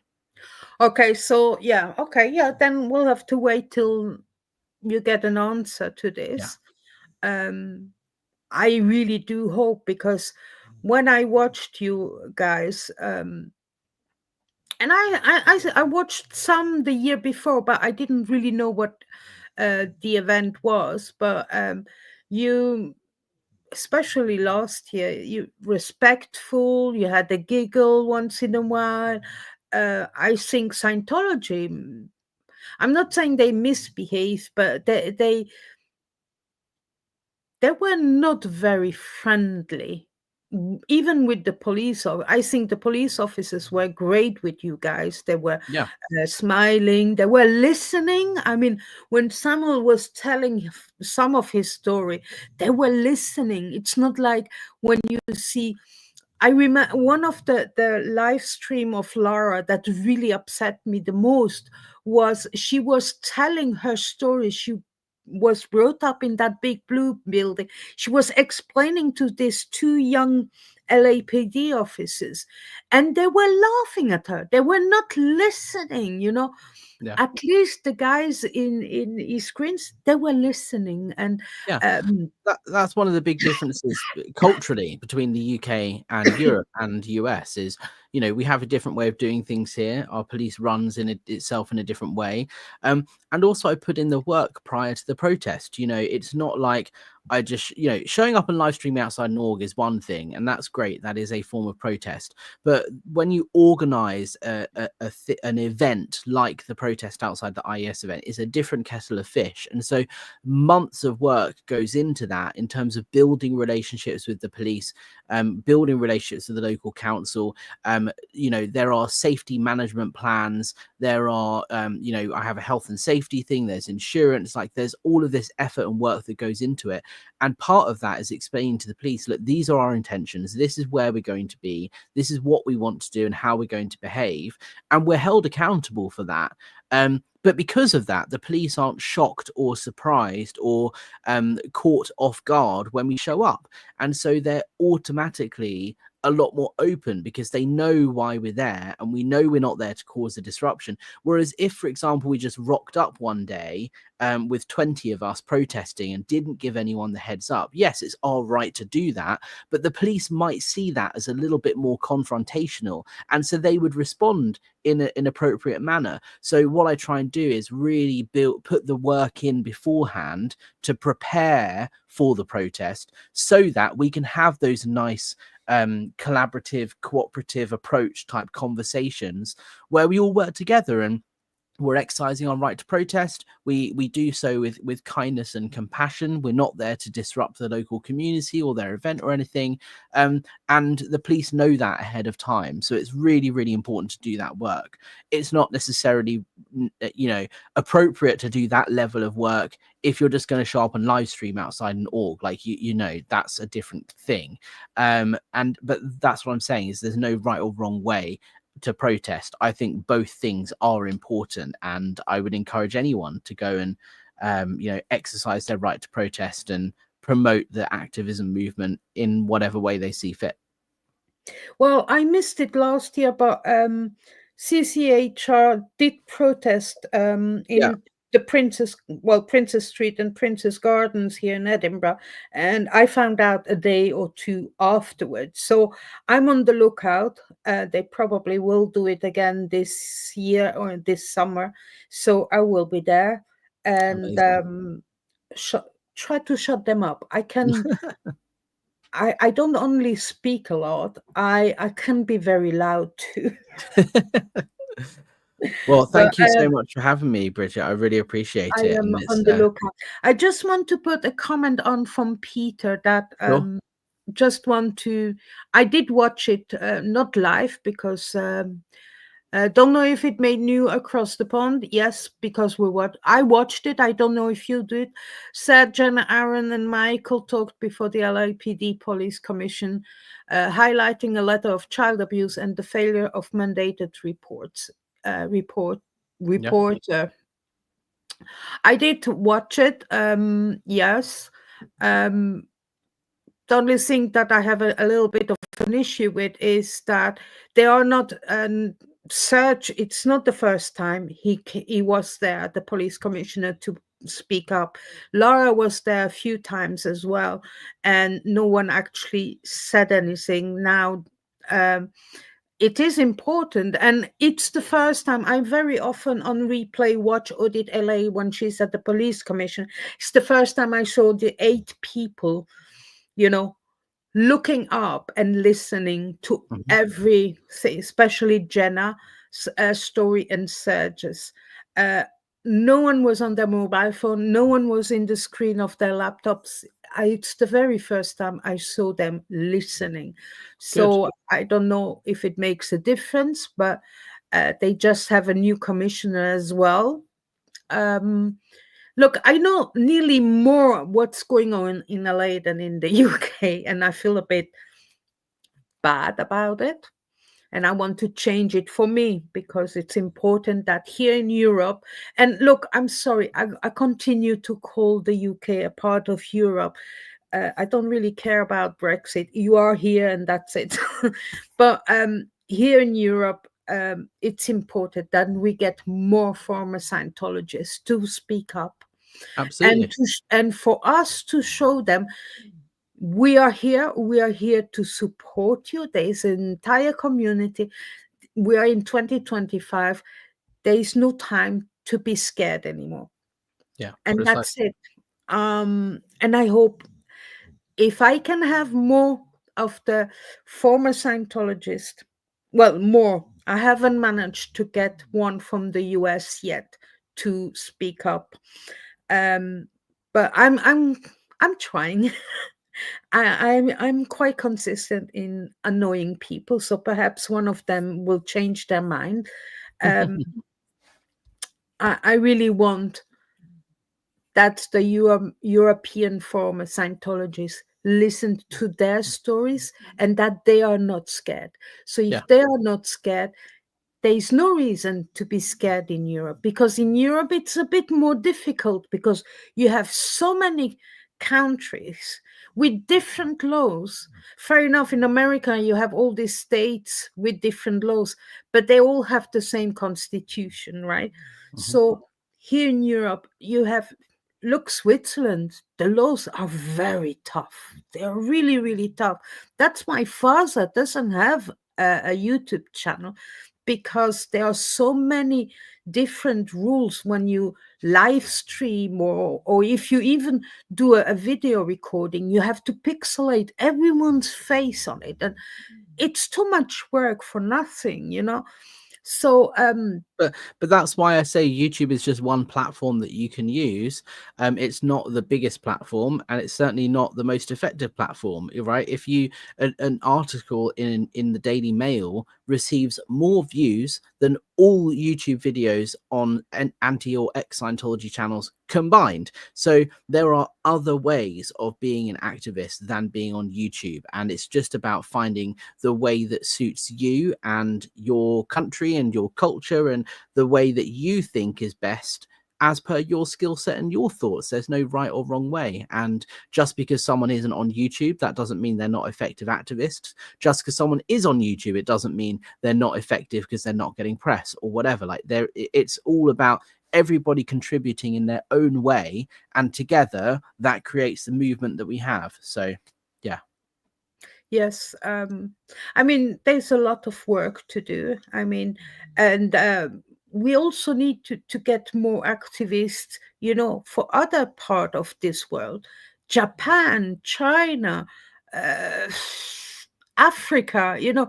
I mean, they're everywhere, you know. And even if they are activists, we don't know them. We don't know if where they are, you know.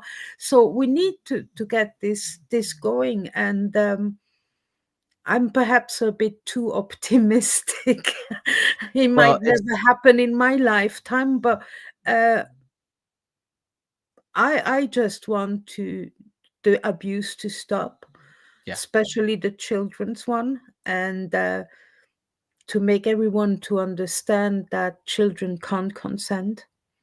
precisely. I mean, I remember Samuel's story when they spoke to him the first time when he was 9 without his parents present, if he wanted to join the Sea Org in St. Hill. And in the end, they had actually 2 or 3 times a discussion with him until he joined. He was 13 or 14. And he left without mom and dad on his, you know, these are things at 13, 14. I wasn't the teenager that teenagers are these days at 13 and 14, right? I was actually still like a little kid, you know.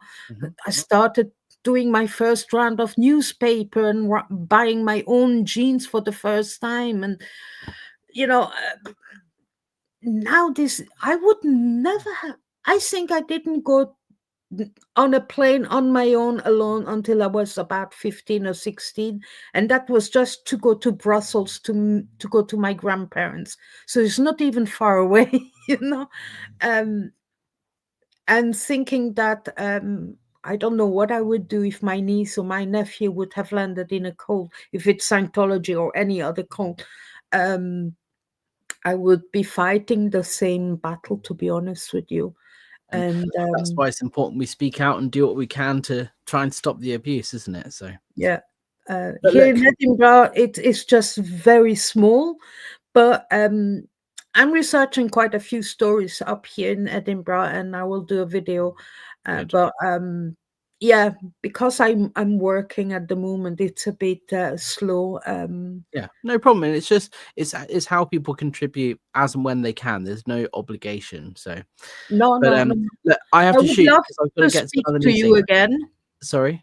I would love to speak to you again. Absolutely, and 100%. Let's see do a part 2.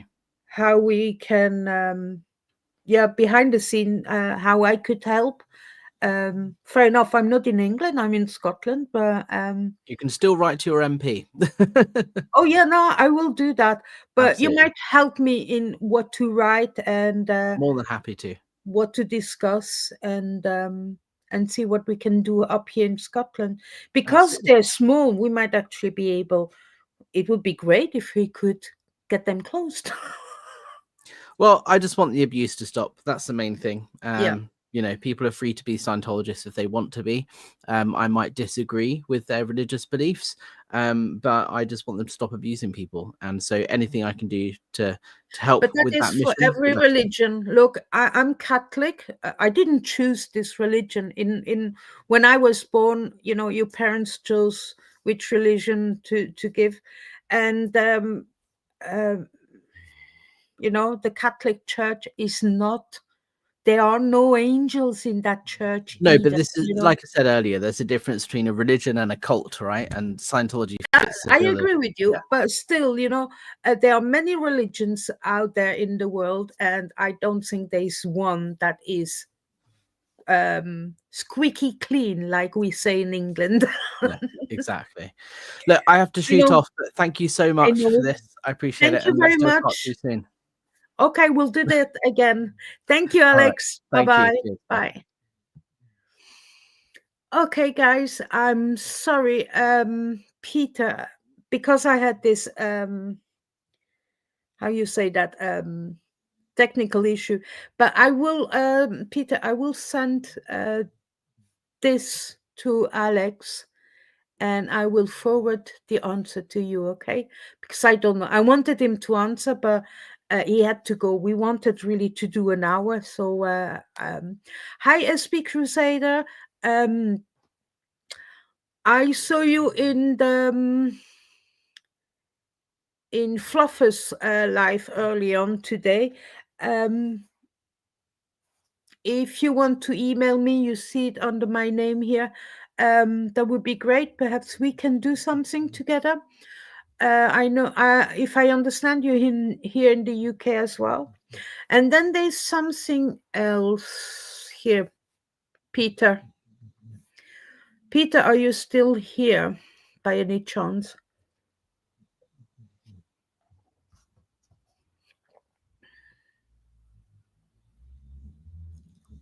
Hi, Joe. Oh, that's all right. I hardly had any viewers, but Peter kept the chat going. Without Peter, would have been a bit boring, but that's fine. That's fine. Okay, Peter. It's not the resource website that went live. It's sptv.space. Has changed. So we still have SPT, as Peter does. Yes, true. sptv.space. You still see the live stuff. This will change. It will be a bit different. So the live stuff, who is live and who is an activist, who is a survivor, etc., etc., etc., is now on the fsciento.space. Okay. The resource page will stay on the it will be resources. Well, it won't be, it is and will stay like that, as resources dot sptv dot space. Okay,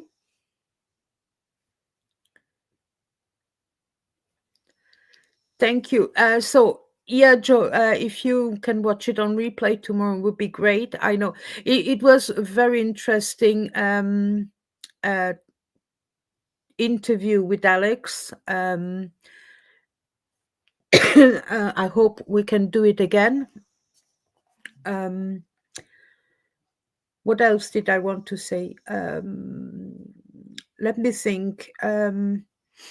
Yeah, well, like I said, here in Edinburgh, we don't have a big. I don't even know if it's an org in that sense, but like I said, if you Google it, it's called, let me see, I'm gonna click on my Google because I always forget. It's called the Hubbard Academy of Personal Independence. Oh, pardon me. Tiny, but I am actually creating a video. I'm working on a video at the moment where I found some articles, etc., which are quite interesting. But I might actually be able to upload it over the weekend. but I did also, okay, it cost me £3 for it. Well, £6 in total. Find out where they are at the moment here in Edinburgh. If they own the building, personally, I don't think so. And then the building they say they have bought, which is called Westfield House in Murrayfield, if it's also on the Church of Scientology or not. It would be good to have this proof, who exactly owns the how you call that, the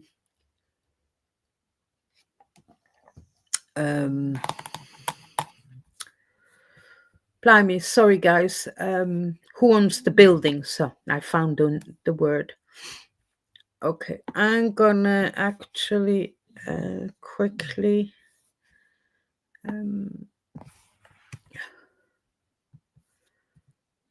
this is Alex's website, YouTube, and see, that's the website of his blog. Yeah, that will be, sorry, I speak and no one knows who I'm speaking to. Yes, Happy is an organization, but I don't know why I'm agreeing with you, because just 2 seconds beforehand I said I don't know if they're an org or not. So thank you. Yes, so the building they bought is called Westfield House. If you go to the Google Maps, it's a glass. It's just lots of windows. This kind of building. It's not that big, but compared to where they are now, it's much bigger.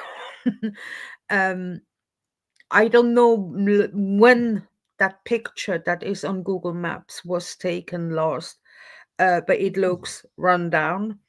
It looks that some windows are broken. Yeah, so regarding one of the articles I found, they were meant to open 2-3 years ago. I don't think it has ever, if any renovation has ever started until now. So one day, when my legs are starting to be a bit better, I'm gonna take the tram out there and see it for myself. Thank you, SP Crusader.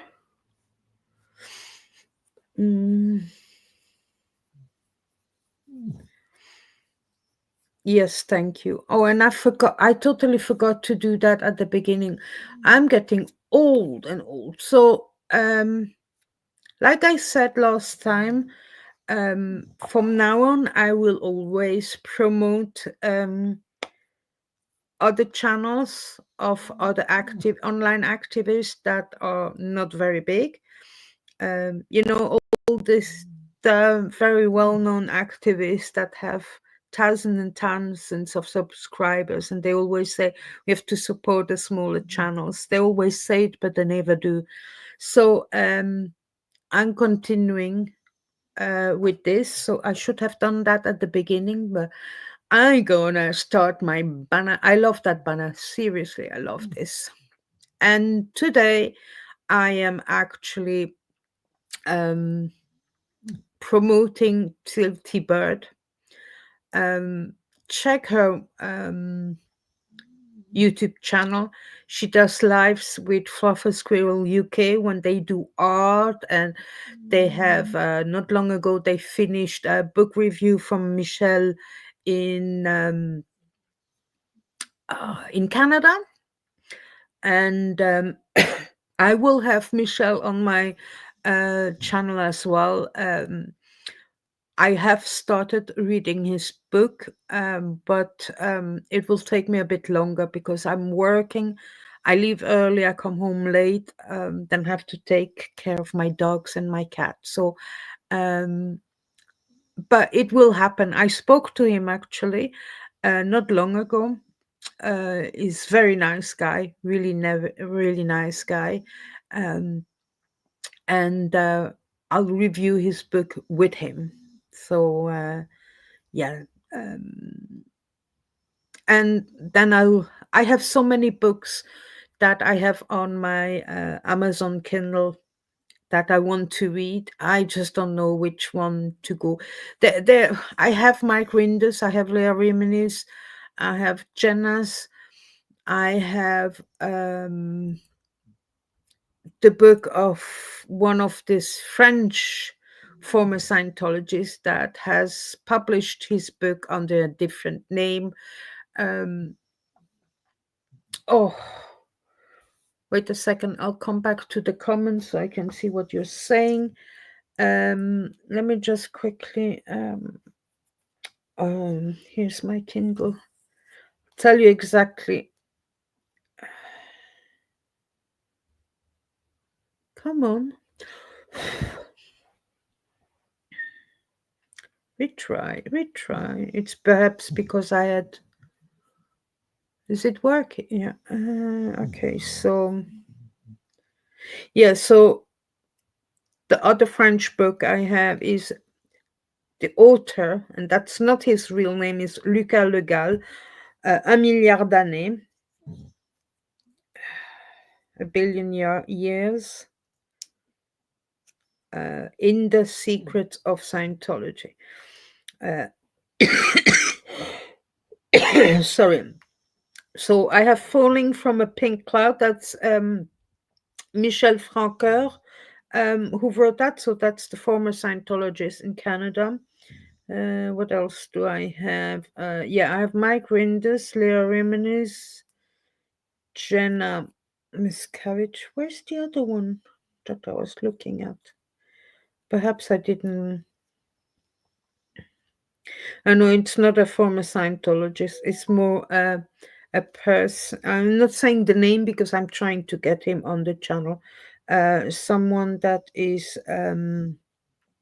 how you say, specialized in cults. So I don't know if that ever will happen. Who wants to go on a little channel, right? Okay, I don't have any other. No, these other books. I thought I bought another book. Perhaps I missed it.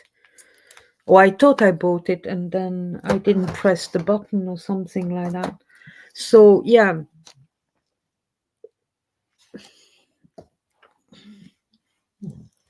Before I leave, but I feel like I haven't spoken to you guys in so long. Let me see.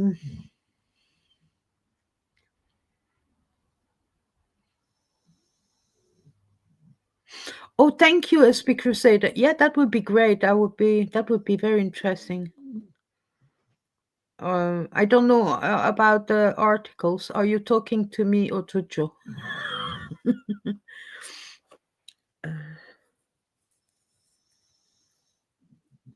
Yes, apart from my Wi-Fi router went down, so that was a bit of thing. But Alex stayed on and he chatted. I think I was away about 5-6 minutes, but still, to me it felt hours. um, but with Edge, I don't seem to have any issues now. I don't understand because I never had issues with Chrome before, never. So I thought, well, let's try. I did some, test recordings last week with Chrome. Then I did the same with Edge. And with Chrome, I had issues telling me, I have a little, the little network icon that was popping up. And I'm like, why is there an issue? I didn't had Wi-Fi or internet issues at all. So because I can check it on my mobile phone and there was no issues whatsoever. Sorry guys.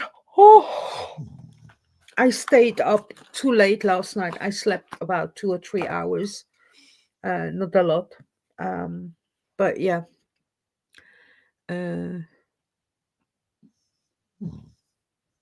Oh, perfect, SP Crusader. That's wonderful.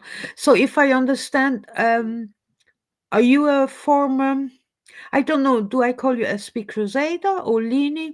Are you a former Scientologist here in the UK? Um, I don't know. I think I've seen your name before today, but I'm not sure. Sometimes people have similar names on YouTube, and sometimes I have a good memory. But at the end of March, I have. Well, it's not a round birthday now, but uh,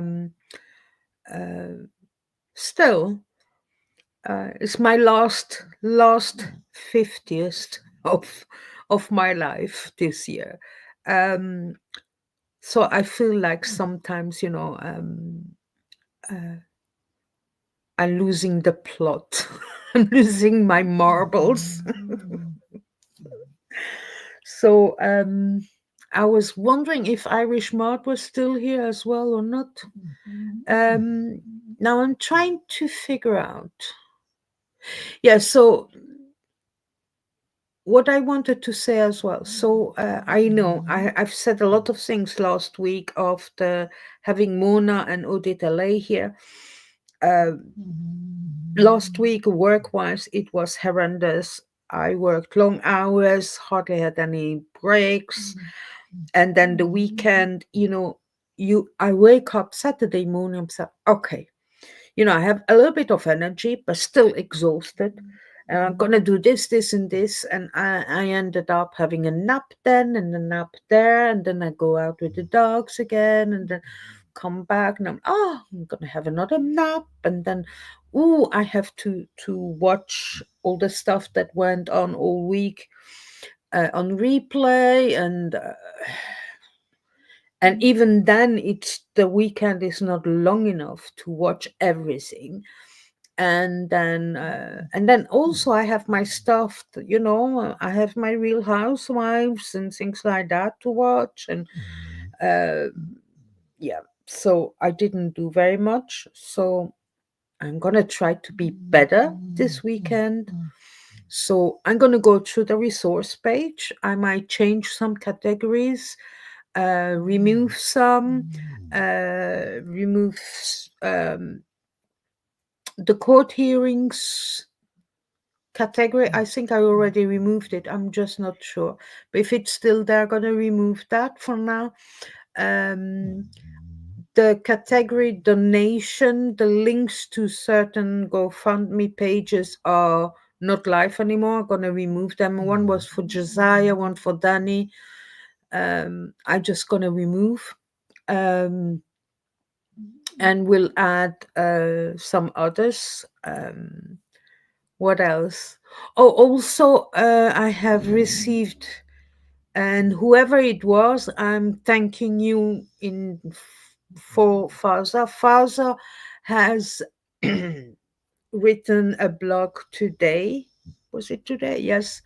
And they're thanking, they have 2 people from abroad that send them donations, and another donation within Switzerland towards the legal fees. So whoever you are, and you know who you are, thank you very much in Father's name. So Yolanda and Beat. What else do I want to say? Yeah, so I want to repeat, the resource page still exists, and it's not new.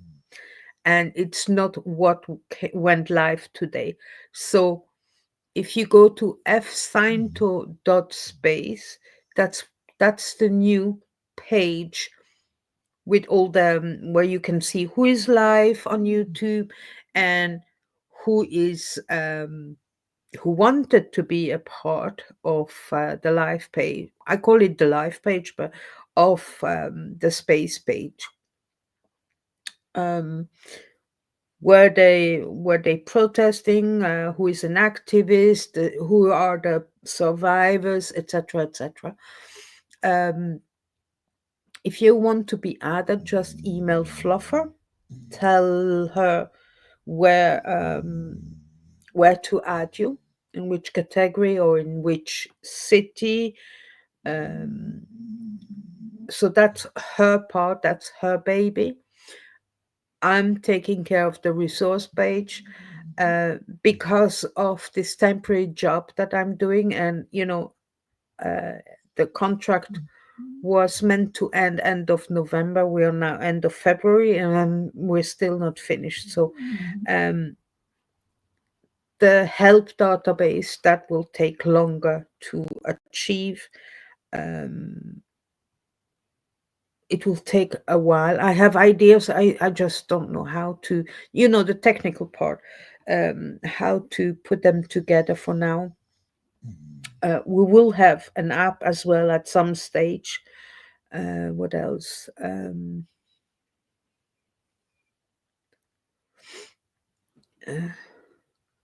Thank you, Joe, for Fluffer's email address. Lini. I hope I pronounce it properly. But people, they call me Bridget. My name is Brigitte. But I've been in the UK 26 years. I'm not bothered anymore. My friends call me Bridge. Obviously, when I answer the phone or something like that, I say my name is Brigitte, but people can call me whatever they want, as long as it's nice and not nasty.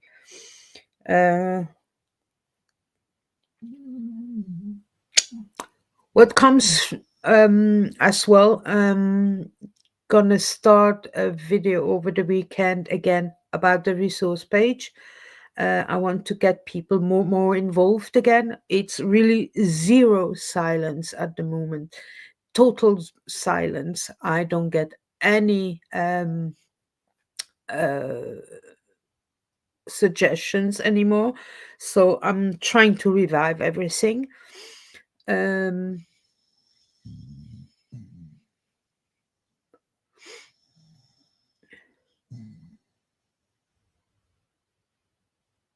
What else did I want to say? I forgot. I think I said everything. Anyone have any questions or want to say something or just want to chat with me? I know I'm tired, but I don't want to go away at the moment. Oh. I filled them up and it nearly burned my nose. Okay, Brie, you warm enough? Oh.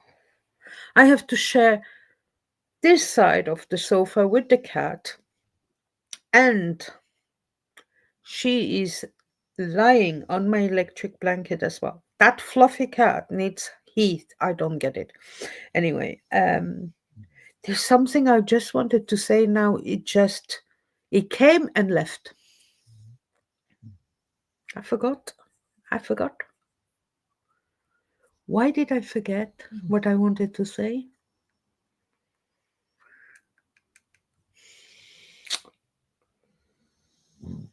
You see, guys, I'm getting old. I don't know. What was I saying? What was I doing? It's terrible. It's terrible.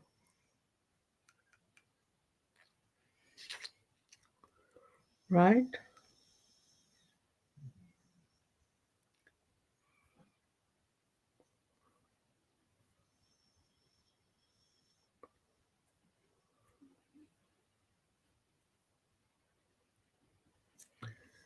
Okay, I'm a bit quiet because I can't believe I forgot what I was going to say. It's ridiculous, right? It's ridiculous. Are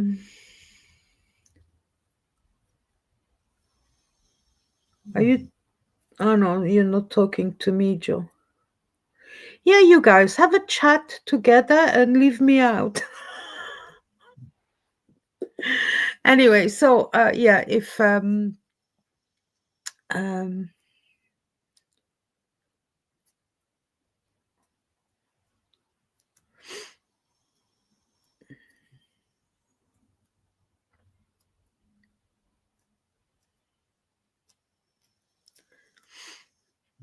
that's what I was gonna say. Joe is on Facebook as well. Joe and I chat on the messenger.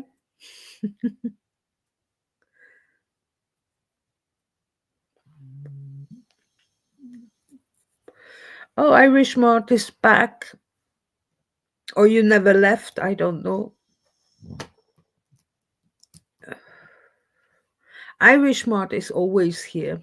I really appreciate that. I appreciate every one of you guys, really. Yes. Yeah, I lost the plot. I always lose the plot. Oh, sorry guys. Oh. Okay. I'm thinking. So the resource page, I spoke about the database. I just don't have the time to continue that at the moment.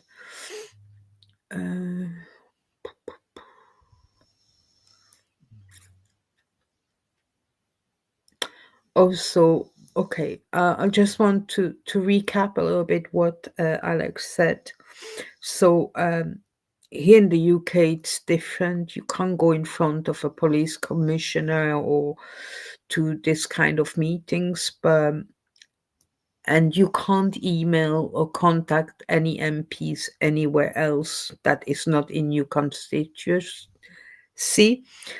But you can contact your MP and request a meeting. And so I'm going to ask Alex in the background what to ask or what to email, what to say. And then I will communicate that with you.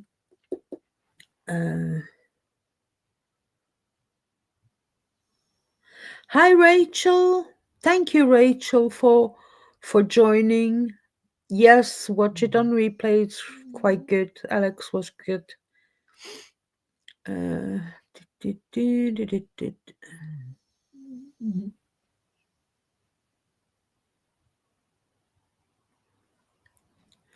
SB Crusader, you're not old. I'm much older. I'm old and knackered. Okay, so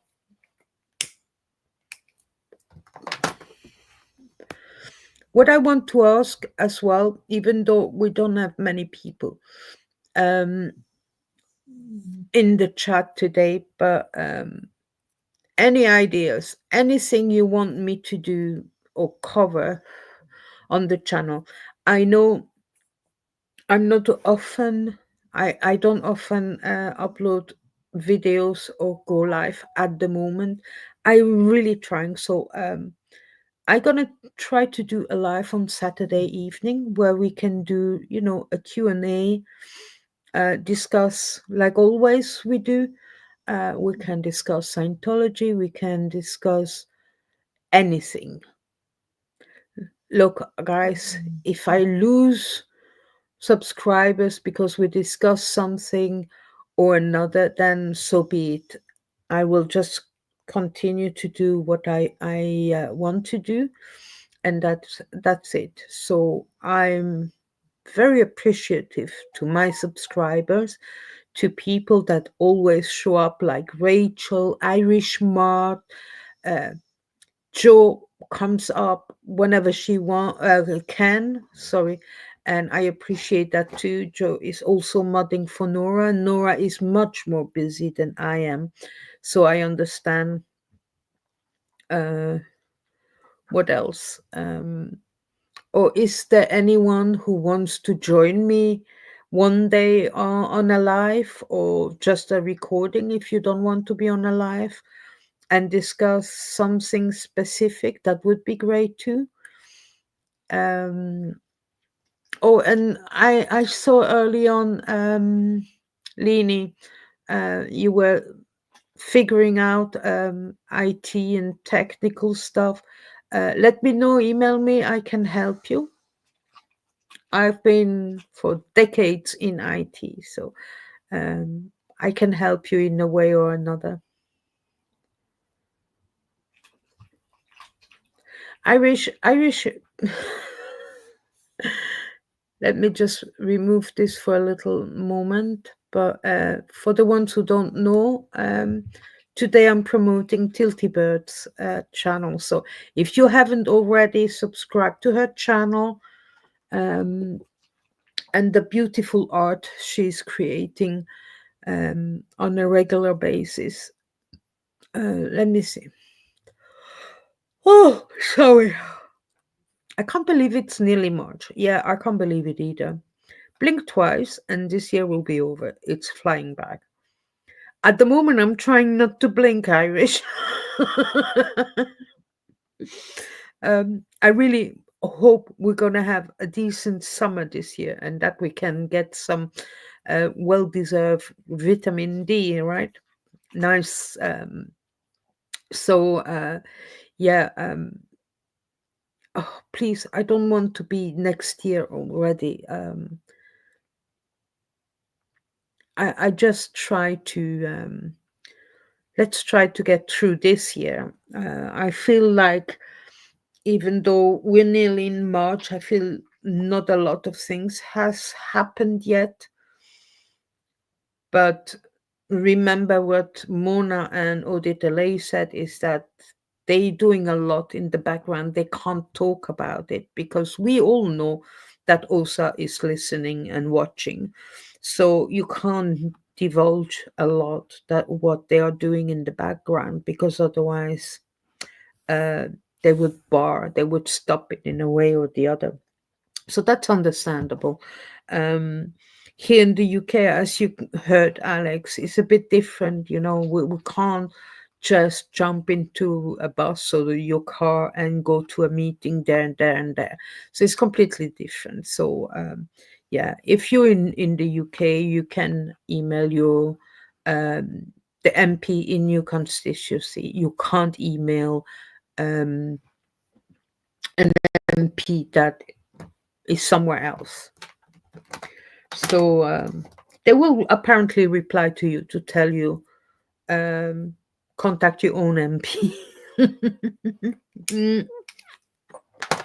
But like I said, I'll get the info from Alex and then I will share that with you, what you can say to ask for a meeting. What else? Yes, anything you want me to follow up, if you're interested in anything else. Also, I decided to do not a live, but I'm gonna record a video in the next 2 weeks, hopefully. If not, it's gonna be near to the end of March. Is I'm gonna do another this time not a live but a video about dwarvism awareness, and then we will later do a live Q&A regarding the video, and I have some good footage, etc. I just need to sort out my disclaimers so I can use them. That will be added to the channel as well. Yeah, I'm still digging into stories. I have quite a few stories I'm investigating in France and in Belgium because they're French speaking. I haven't found anything in other countries in Europe yet. Like I said, I'd rather concentrate on the French speaking at the moment. And then when I finally can do a live about them or record just a video, I will try to concentrate a bit more on my older lives or videos and get them translated. Well, not the interviews, but lives or pre-recorded videos to have them translated for French and German. But yeah, when it comes to Italy, this is another story. I haven't spoken Italian in a while because I have no one around me that speaks Italian, so you start to forget. But when I speak Italian, I start speaking with my hands and feet like the Italians do. So my 5% of DNA, Italian DNA, is right. I actually relate more to the Italian culture than to the Iberian one, which I have about 20% in my DNA.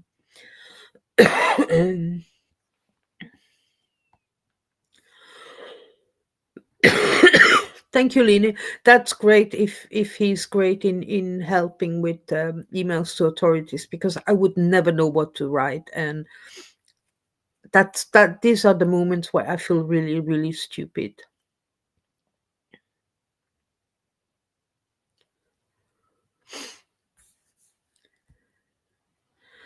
I have to say, I'm not still. I'm waiting that Joe is doing a song about me.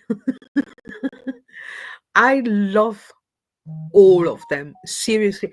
I'm trying to figure out or to remember which one which song I would consider my favorite one, but they're all so good.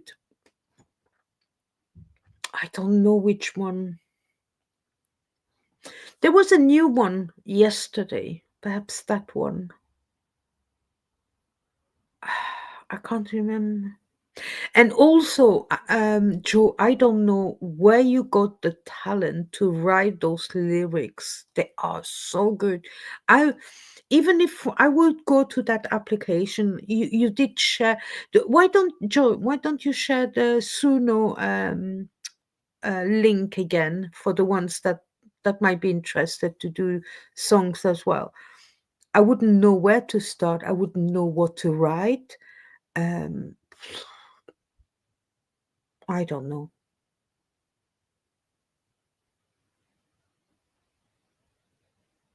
I think it was the mod one. Is that the one that sounded a bit like a rap, and the singer had more like, how you say, more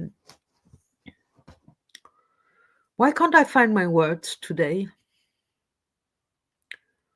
A more voice.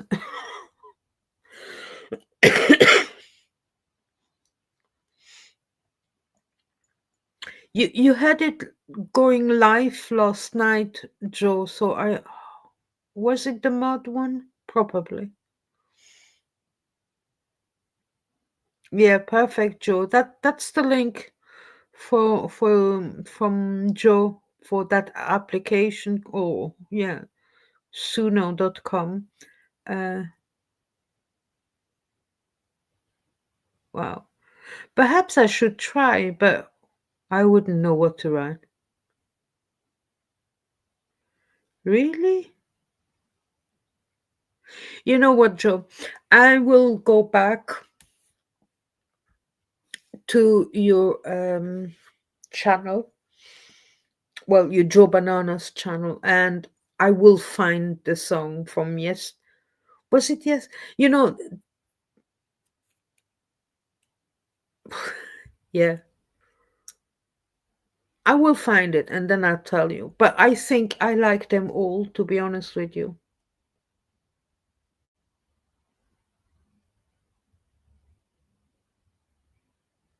Thank you, Lini.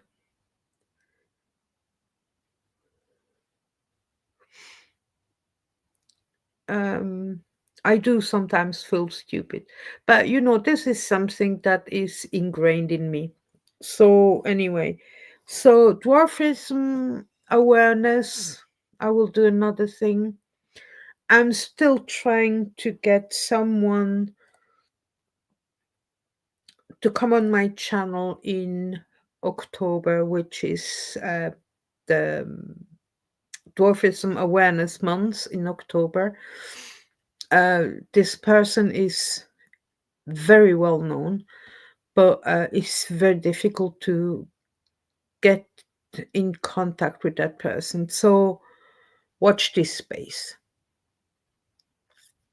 And I will not keep it away from you. So as if I manage to get this person, I will announce it so loud, it will be unbelievable.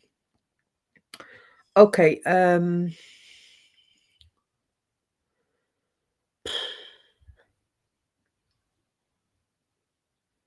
I forgot. I'm on a blank at the moment. It's terrible, isn't it? He did a really good job. I'm quite impressed. Um, yeah, it's a pity that he he has to wait so long to find out. So Scientology. Well, if you watch it on replay, you will listen to what he said about Scientology. Put in a PPSLO or LO. It's in order to stop the protests. So in front of Side Hill. So until he gets an answer, um, he really wants to restrain from protesting in front of Sand Hill.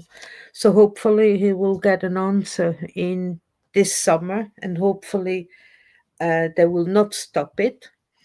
And if I possibly can go down to East Sussex to protest with them, then I will go. For me, it's just, just going away for a weekend. This is a huge logistic here because I have a cat who is not used to go out. Where do I put her? Then I have the two dogs who are not used to kennels. So that means I need to find someone to either house sit and pet sit at the same time. But with age, I don't trust people easily anymore. I used to trust everyone from the get go. In general, I know if I can trust someone. But with age, I realized that you shouldn't. You shouldn't trust until you know the people or the person better. But then even people that you've known for decades, sometimes suddenly something happened and you can't trust anymore. So, but yeah, I'm not saying that to start crying or things like that. It's just with age you learn a lot, and I have learned a lot in my life. And I've been through a lot as well. Certainly, I'm not the same as the former Scientologist, but especially the second and third gens. But I've been through tough times as well. But it's not about me. So, but you have then a different view towards people. You have more tendency to have empathy for people's ordeals.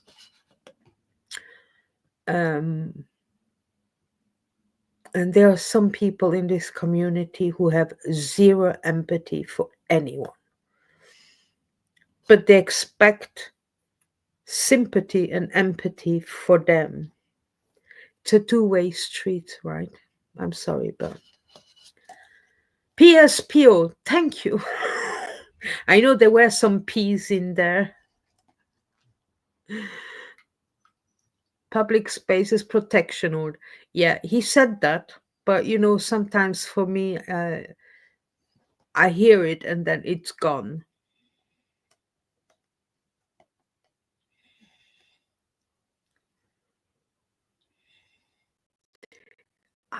Irish, I can't remember that. Yeah, I'm gonna have to go back on Joe's channel.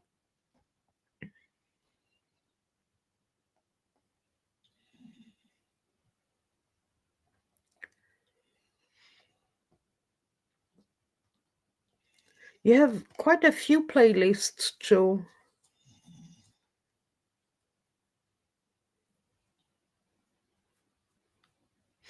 Lini, so if you were there last year, so I was jumping from stream to another. So I was watching one moment on Alex's stream, and then I was jumping on Samuel's stream, um, because they were not always at the same spot. So that was good to go from. So on the television, I think on the television I had Samuel. On the laptop, I had Alex's stream. Oh, sorry, gosh. Oh, so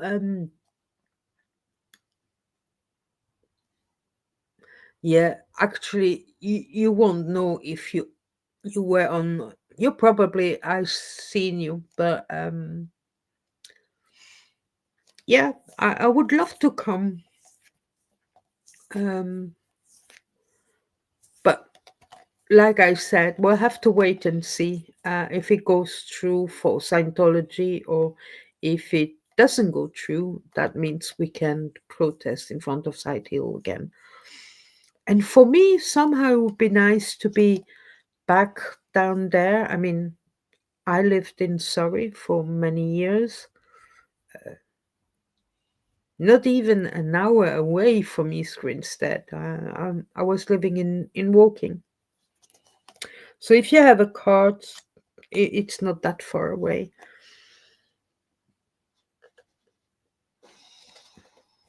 And also, if I will put that together, probably on my community tomorrow, I'm gonna try to find all the information. Why don't we try a campaign and email Piers Morgan Uncensored? Why don't we try? He's from Sussex. I'm gonna say Sussex because I can't remember if he's from East Sussex or West Sussex. But he's a huge personality. His YouTube channel Uncensored is one of the biggest. He has many views for whatever he talks on that channel. Um, why don't I already email him once a month, and I never got a reply. But if we are more people doing it, uh, talking about Scientology, St. Hill, um, the bushes they planted in opposite the entrance of Sand Hill, that is actually public space and doesn't belong to Scientology. So, and if you want to, again, if you want to know more about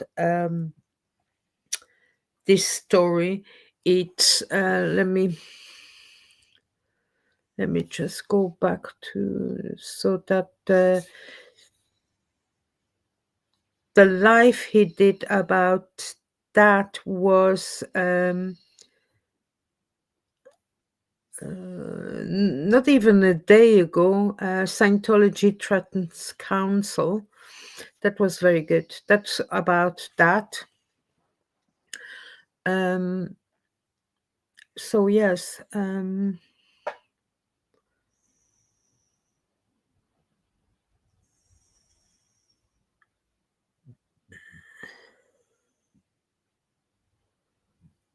Oh, I had my work meeting today. I thought it was tomorrow, and I was right in the mood for it. I did well. Oh, great, Joe. I'll message you tomorrow, and you can tell me, even though you promised me to let me know.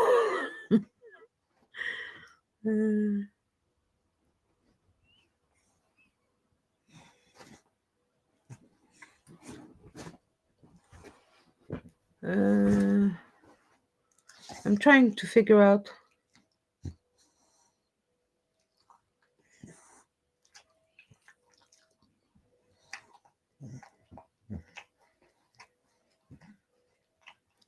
Yeah, that's what we're saying, Joe. Okay, let's do it like that. That's what Lini was saying. It would be great to meet you at the IS protest. So that's the one in October. I was there all 3 days at the last one, and definitely going back. But that's what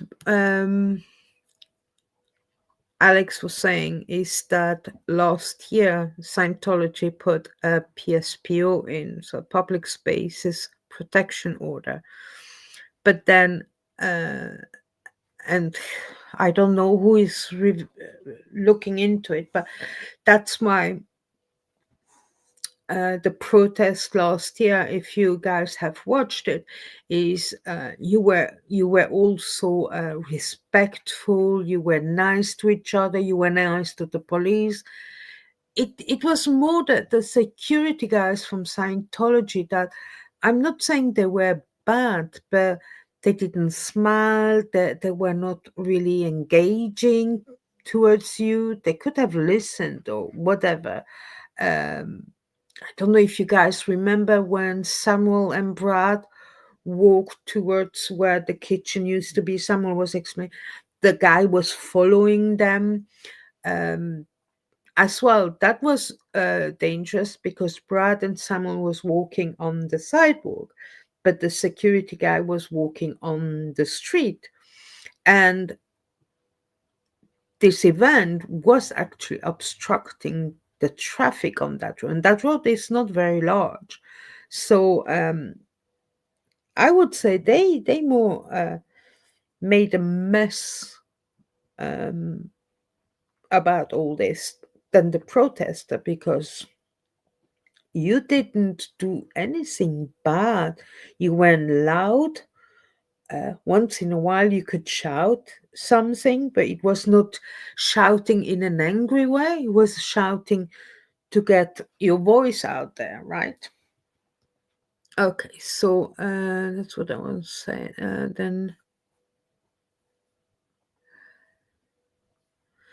Then you said this, and then I'm going to the one in October. Well, then we can travel together, Joe.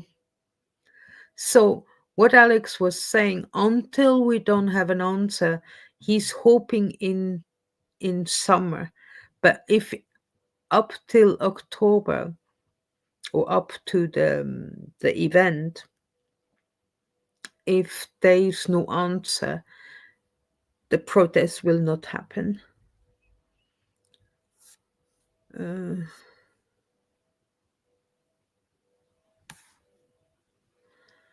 I was definitely on Alex's I-100 chat at one point when he wandered off and left it streaming.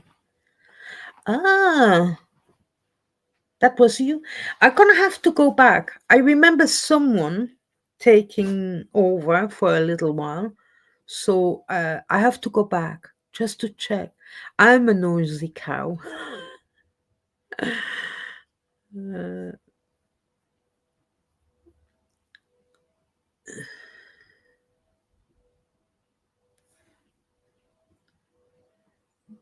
Even if they get it, it's only one road. We can go either end and still get the traffic.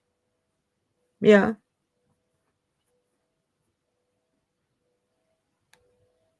How far away is Sand Hill from East Grinstead itself? Because it looks like in the middle of nowhere.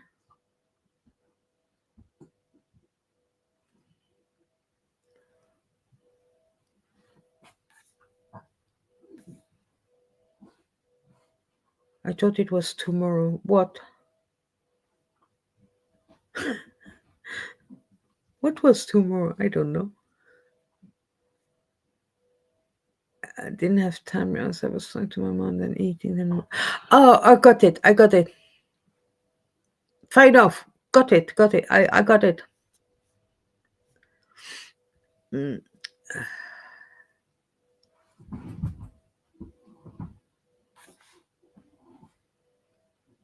Yeah, men ser på att Mena kissing.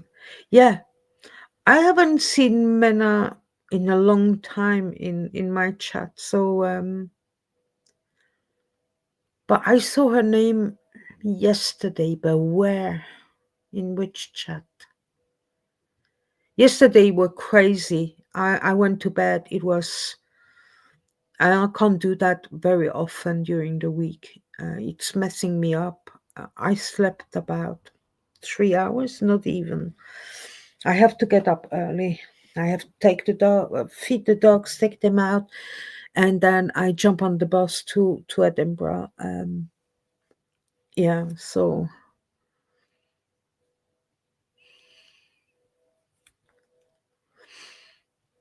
that would be great, Irish. If he goes ahead, it's gonna be like a reunion, but a first time reunion because we've never met in person. I would love to meet you guys. I've got great body cam phone, but can't edit all the hours files, too big to upload. Oh, you have a body cam?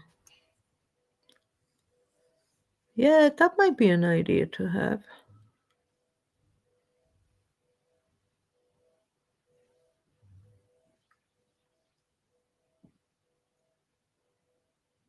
Oh, perhaps I can help you out with that when I'm a bit less busy.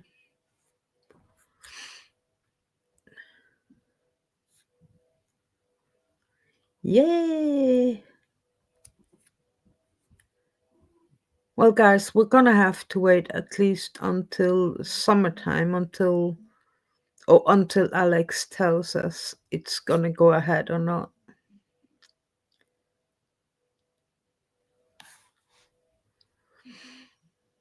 Oh, that's great. So I don't have to take my camera. I have these little microphones too. Hey, but it's gonna be a tiny little thing like that. What we should have is. Do you guys remember when Kelly Copter was in front of? Was it Tottenham Court Road in London? She was in front of that Scientology shop. And she had a real microphone.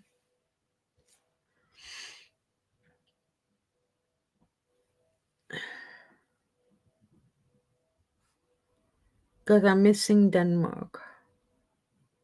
What do you mean? What's happening in the? You see, I can't follow everyone at the moment, and I'm missing out.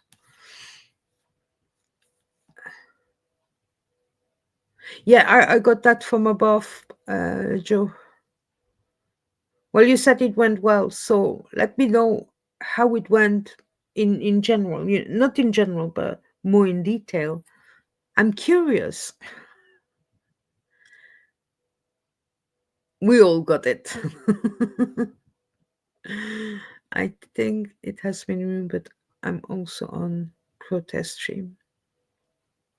Well, there was a CCHR protest in Edinburgh last year, but I didn't find out about it until after it happened, 1 or 2 days after. And actually, I think it was Mena that told me about it. Do I pronounce her name correctly? Mena or Mina? I don't know. So when is Denmark? Rachel asked.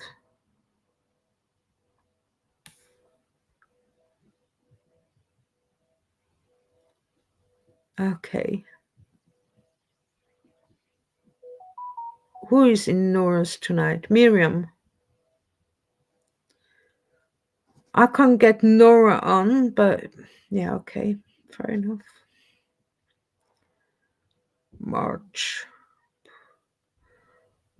Rachel. About Denmark. I couldn't fly. My legs are so swollen at the moment.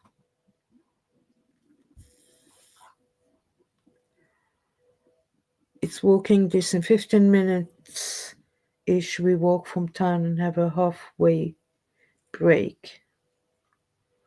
Okay. 15 minutes. That means I would have to leave at least half an hour before you guys leave.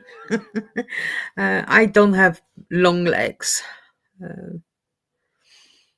Rach, Miriam is sorting out the details with everyone about Denmark. That's good, Lini. About what? Ah, the distance. Men, I think. Okay, so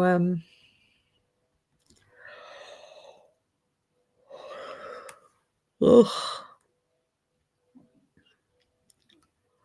when you lost. Oh, you mean? I don't know. Was she in Nora's yesterday evening? Because I watched that as well. She probably was in that one. That's probably that one, or what else did I watch?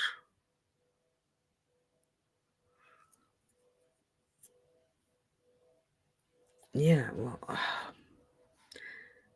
I told you. Wait a second, guys. I'm cool. Okay, it's a slow walk. If it's slow for you, it's still too fast for me. I'm perhaps exaggerating, but how my legs are, they are so swollen, and my feet as well. I hardly have ankles anymore. Uh, it is difficult. So hopefully by October, it will be much, much better. I'm doing a lot of exercise. I go to therapy when I can. Um, so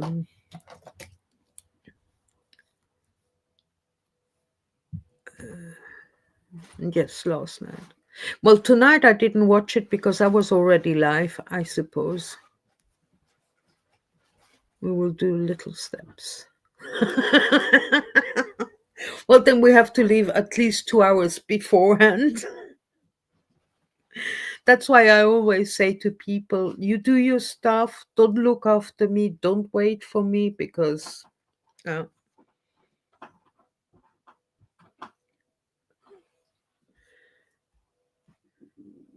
you're messing me up with the time change.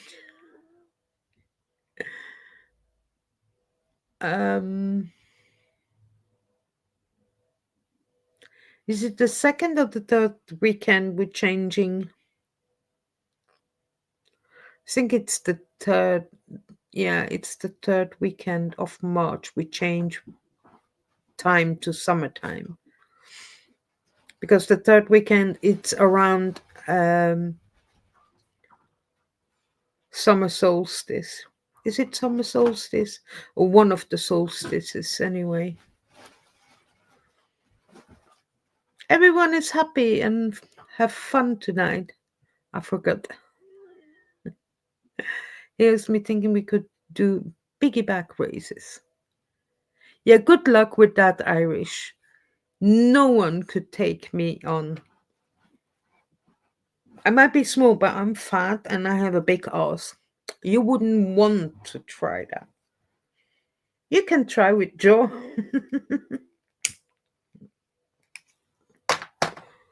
Don't want anyone to break their backs.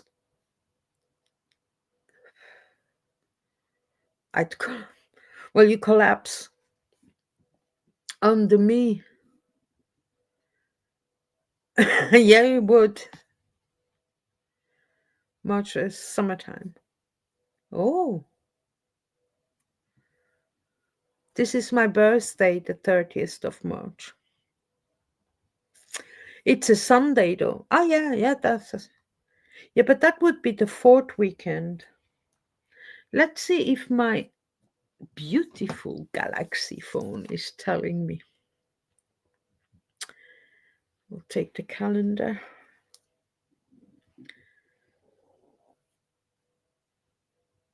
Oh, good girl, Joe. 1, 2, 3, 4. Oh, there are 5 weekends in March because the 1st of March is Saturday.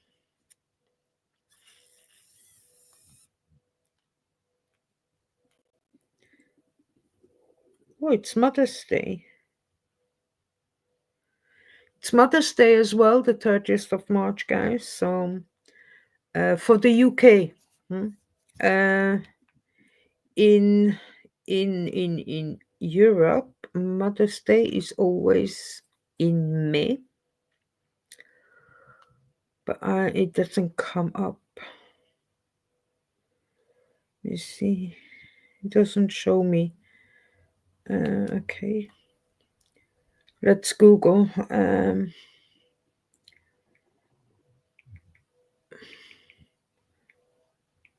Mother's Day 2025 Europe.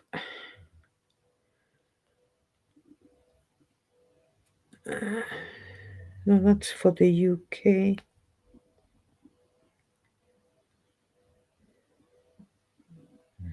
The 11th of May is Europe and the rest of the world, and in the UK, it's the 30th of March as well.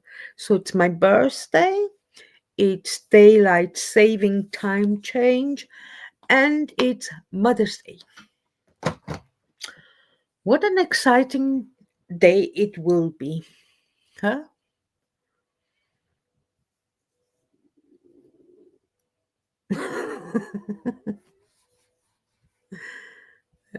What is she saying here? I was like, what is she talking about? It's not nighttime. Oh, here it is. To hurt themselves.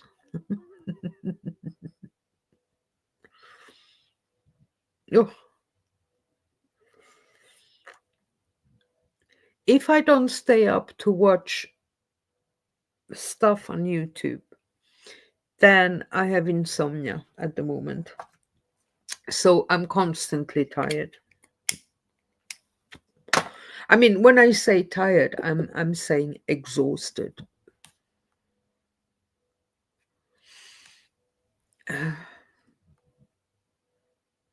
No, but you got to be prepared for the same three bagpipe tunes on repeat for 3 days, being blasted from something. Use it as a torture technique. I love bagpipes. I love it. But I think I remember last year you did tell the police officers that it was way too loud. I think on the first day it was really loud. Yeah.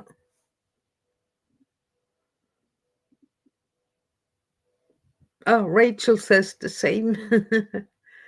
Nora stream are always late, so I was 4 a.m. getting to bed this morning. Oh, gee. Do you have to mod every night for her? Can't you have a break once in a while?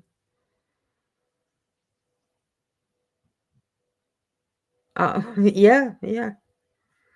But that is the thing, you see, if you do things, modding for people that are on the other side of the world, you're going to get into a different routine. And the day you're going to have to go back to work, it's going to be difficult to go back to your normal routine, which is here, Scotland.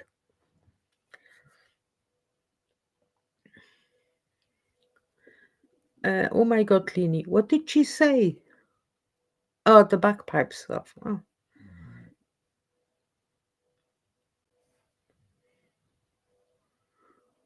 Joe, you've never been to the tattoo? I love the tattoo.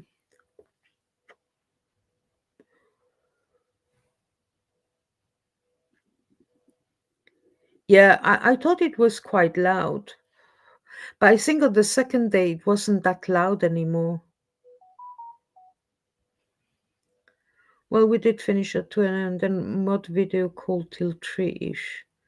So time I settled my brain, it was 4. Oh, Joe, you have to make sure you look after yourself as well. Mod video call till 3-ish. So have the rules changed again from last week? No, I'm not into that, Bridget. Being a Scot, not my thing. That's why I have lots of Scottish friends here, obviously, and they like that as well. Some of my friends have never been to the military tattoo. I think I've been at least 3 times, if I'm not mistaken. And I'm trying to get my mum back in August with my brother. My brother has never been to the military tattoo, so I promised him I would invite him. Mum being 90, I think it would be nice that she can see it again. So every military tattoo I've seen here in Edinburgh, it was with my mum, because we love it so much. But my brother was never here. But now, at her age, and with what happened, not last year, but the year before when she nearly died, we, how shall I say that? I don't want her to travel on her own anymore. So I tried to get my brother to travel with her. So they might be coming at the end of March. So who knows? You might see them live. It depends. My mom might not want to be on live.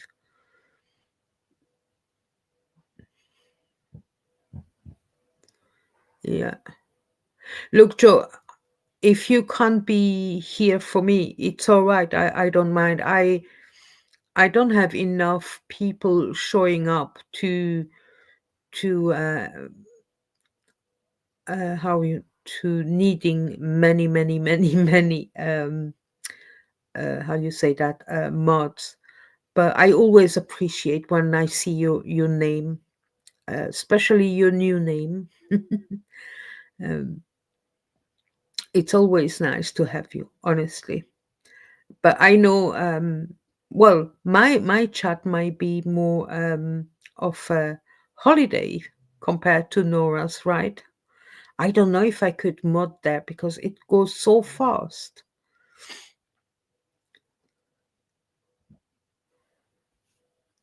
Ah, good. Have you ever seen the Swiss drummers group? Oh, they are brilliant. They're one of the favorites of tattoo. They are invited nearly every 2 or 3 years. They're so good. They're from Basel, where Faza resides, and also Samuel, DSP chef. Yeah, I do love bagpipes, but it's not just. But it's just not something I really bother with. Not downing the Scots bagpipe. Yeah, I mean, I tried playing the bagpipes. It's not as easy as it looks, honestly. And then you need good lungs. I get a lot of. You get a lot of bananas. You get a lot of bananas.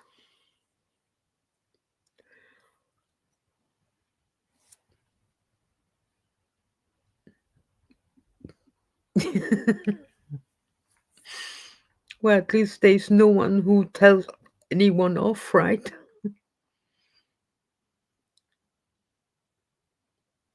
Oh, yes, got it. I got the bananas part.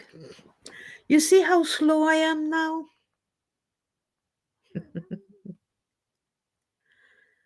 You should add you know, a banana icon after you draw banana's name. Yeah.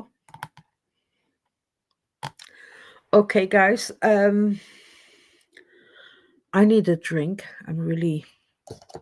It is empty. How long have I been? Oh, nearly 3 hours. It's so quickly. Probably because I don't speak a lot when I'm on my own.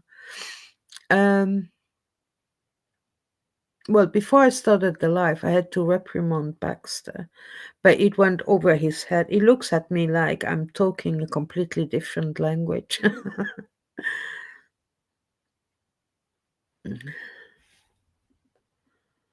Let the chat do it for me, Bridget. It's fun. I think I have a good chat. Yeah. I wish I had a bit more viewers because Alex deserves to have a bit more, that people see more what he does around here. But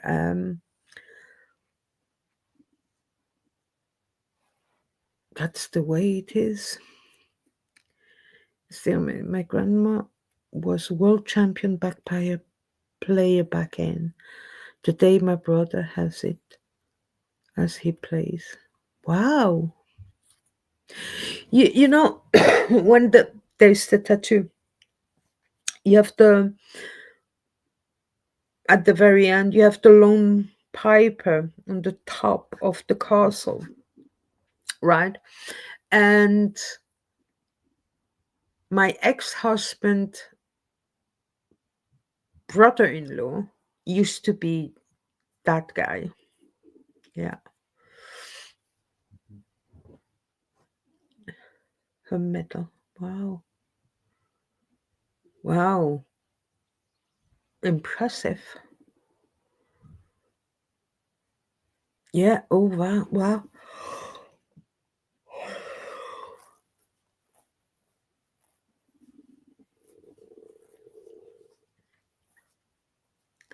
Yeah, but it's so beautiful. And I don't know if you sometimes watch stuff from America in documentaries and things like that, where there are lots of groups in America that play the bagpipes. I don't know if that these are Scottish communities in America, but and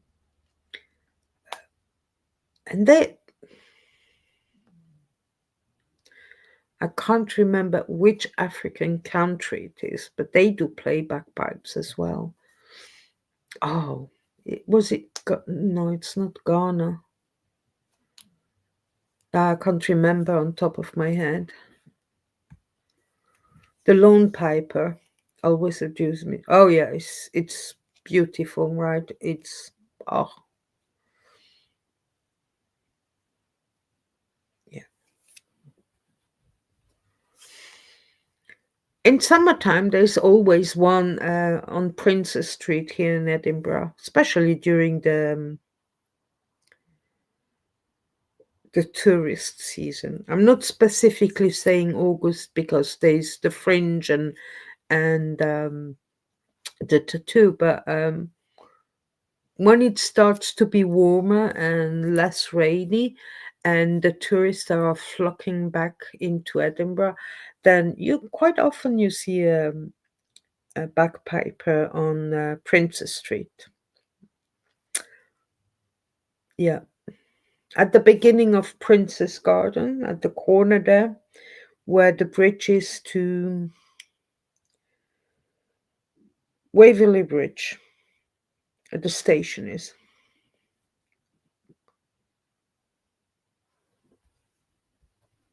Oh,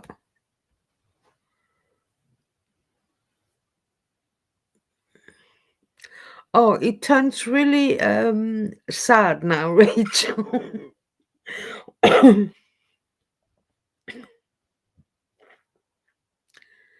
Tartan Day looks great in America. I don't know. I never heard of it. Oh. The Egyptian pipers at the tattoo made me laugh. Their marching is quite a swagger. I don't think I've seen this once. I need to Google that or search on YouTube.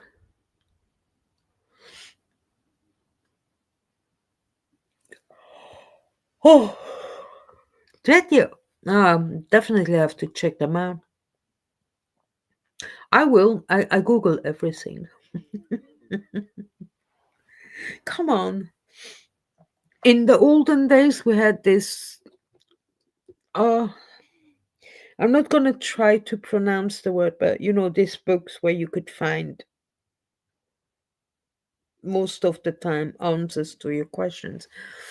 Now you don't need books anymore, you just Google. They have parades and festivals in America for Tartan Day. Okay. But is related to the Scottish, right? Mm-hmm. You see, I cut my nails on this hand and then I didn't have time. And these ones are really long. And look at this nail, what it does. Can you see it? It turns around. Quick. I don't know what happened to this nail. I'm gonna do this tomorrow morning. It's difficult to type as well.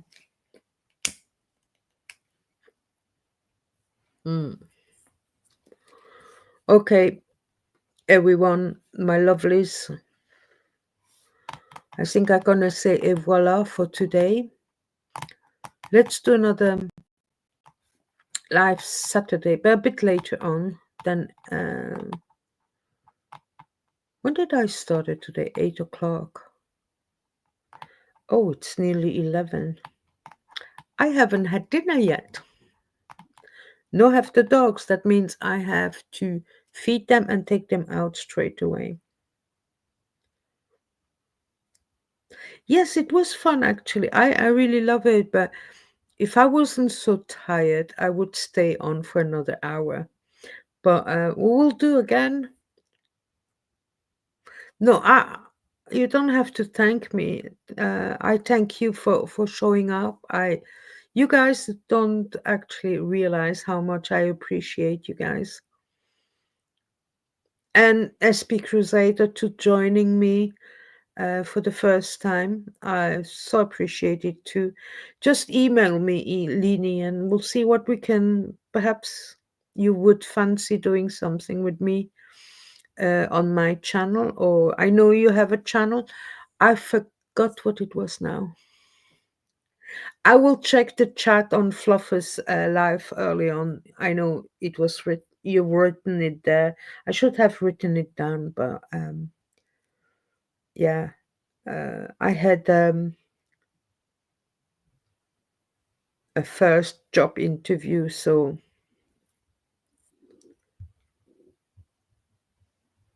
yeah, some Irish. Sometimes I wonder. What do I say that is worth listening to? Brilliantly neat. I appreciate. It would be nice. The more the merrier. We need to get Europe waking up. We need more former Scientologists to speak up. Perhaps I can interview you, Lini. The more, if you don't know, I have interviewed former European former Scientologists. So I interviewed the SP chef and Balash, who was L. Ron Hubbard. Wait a second, L. Ron Hupcult, based in Denmark. I had Bianca from Stockholm. I had Ludovic from France. And Alex now. So the more the merrier. I really, really want to get some of the former Scientologists from America on my channel so that the European can see that there's no reason to be worried or scared anymore, and just speak up. Come on my channel, and there's an entire community behind you, so and here to support them, so speak up.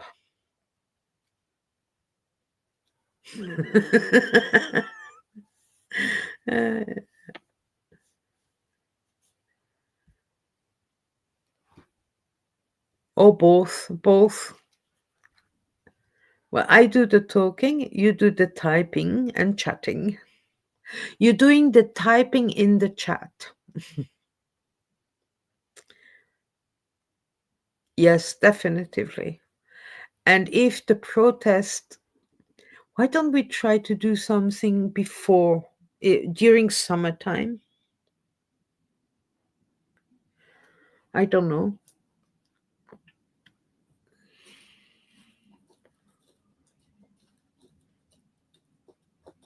Oh, yes. Yes, Joe.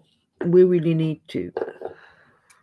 You know, I was listening to, I don't remember who it was who wrote that somewhere in a chat yesterday. And I thought, mm, um, why don't we create a brand new European community? Don't give it a name.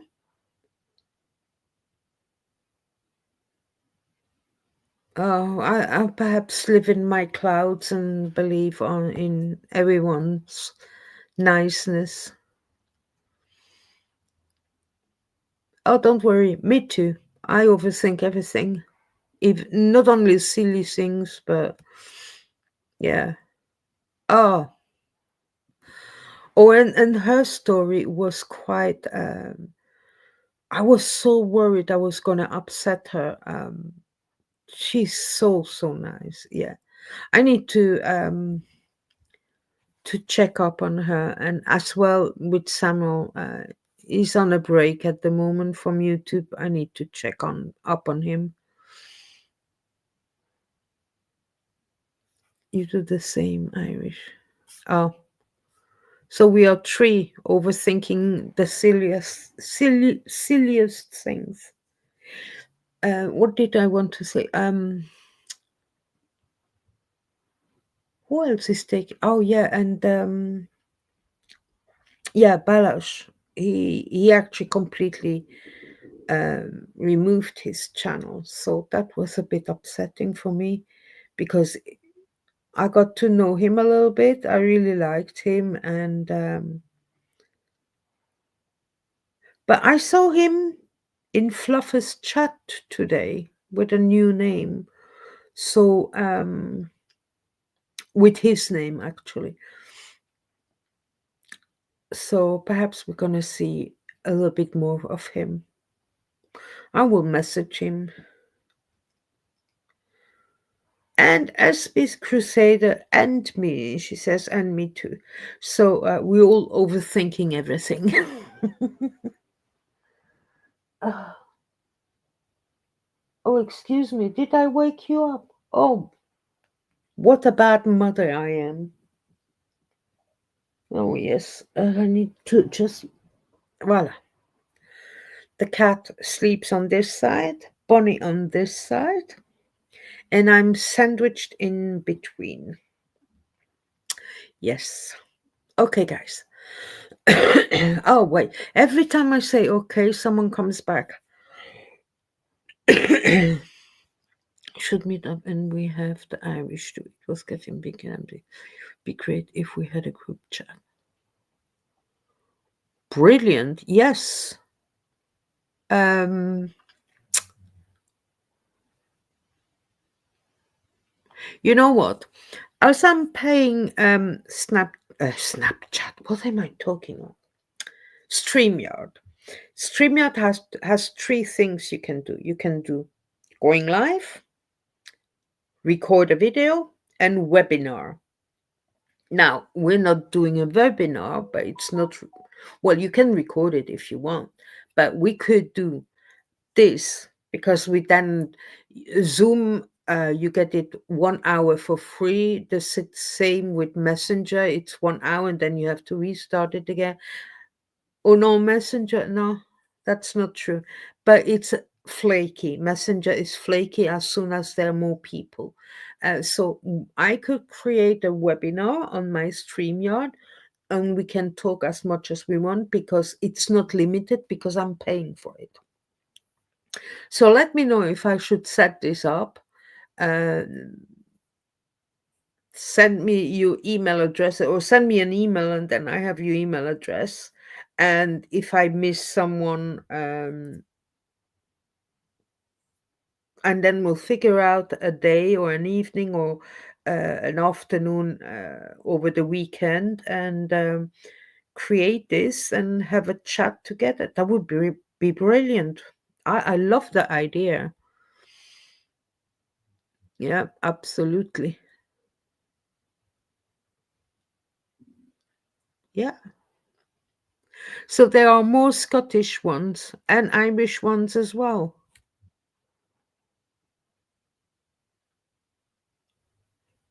Yes. And what do you think about that kind of webinar thing on my StreamYard?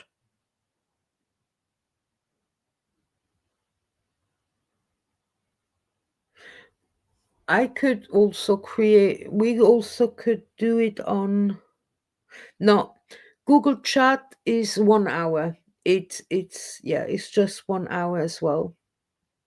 And then it stops. Then you have to restart a new one. So you don't want to do that when you're in the middle of something.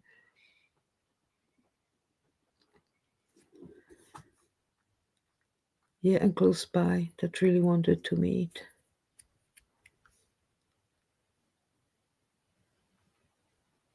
I will just come even if they don't never heard of me. And I like my cocktails, Joe. Oh, Irish, I would love to meet you. Yes.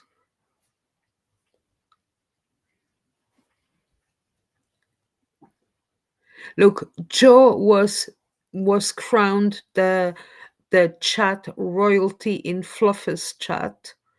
Irish Mod is my chat royalty. You too, Joe. I won't forget you ever. Yay. You do what? You do.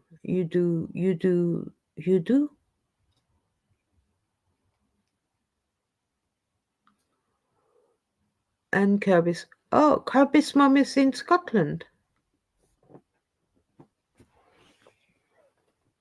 And I always thought Haggis Basher was in Scotland, but it's not true. I love haggis. Oh, stop, guys. I'm hungry now.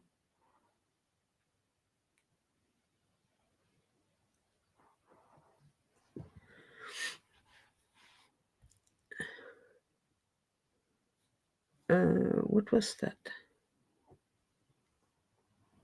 I don't mind sharing with Irish. Sharing what? It doesn't make sense what you're saying. Oh, I missed some. Whatever, yeah.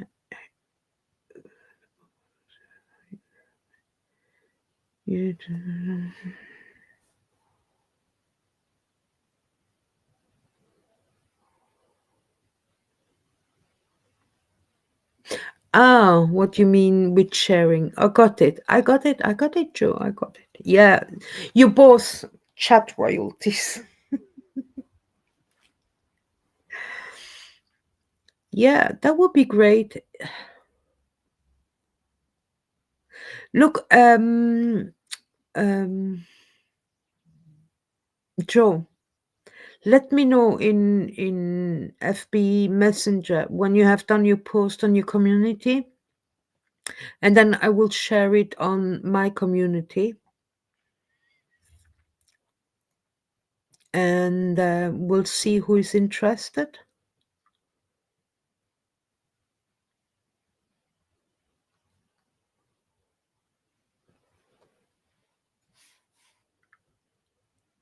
Oh, she's in Ireland. Okay. Even if I have to kidnap her. Oh my goodness. Yeah, kidnap her. Bring her over. I got it. I got it.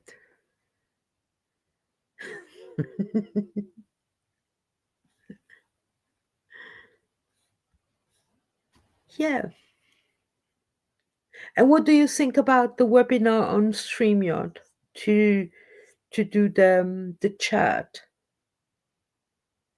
I mean, people can come on and be on camera, and if they don't want to be on camera, they still can be here. They just don't switch on the video.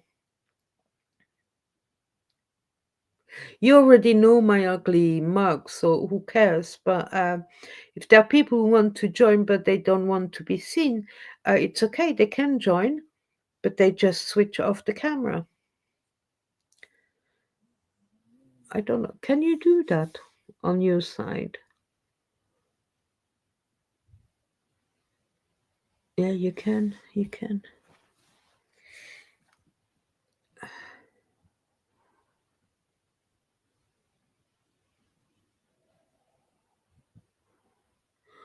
Okay, Joe, I leave this with you, and I'll share it tomorrow, or perhaps later. I don't know. I know there are two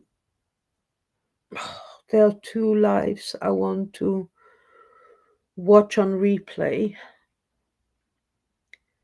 One of them I'm not sure I want to watch, to be honest. And I don't know what Nora's life was, but I have a little idea. I might be totally wrong, but I'm gonna check it out. But I need food. I am hungry now. Okay, guys. I'm surprised the dogs haven't reacted until now. So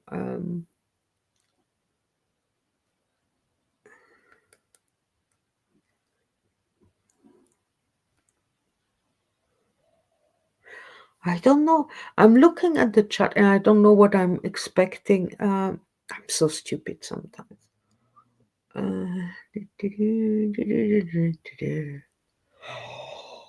Oh, sorry, I'm sorry. Just quickly,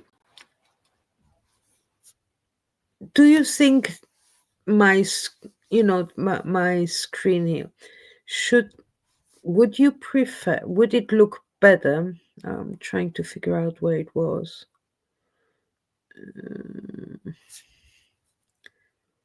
I really like the circle, but I saw with Alex, it's very small. Like that? Like that? That's the three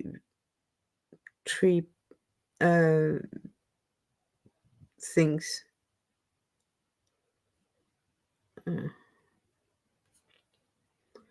What do you think?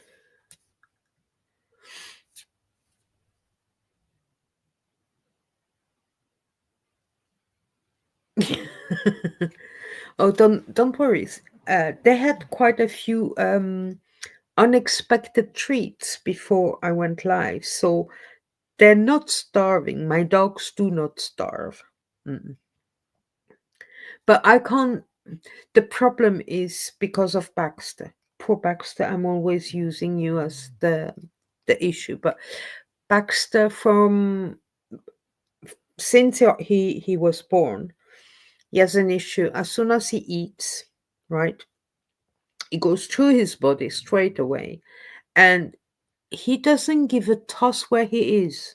If he's outside or inside, as soon as he's eaten, he needs a poo.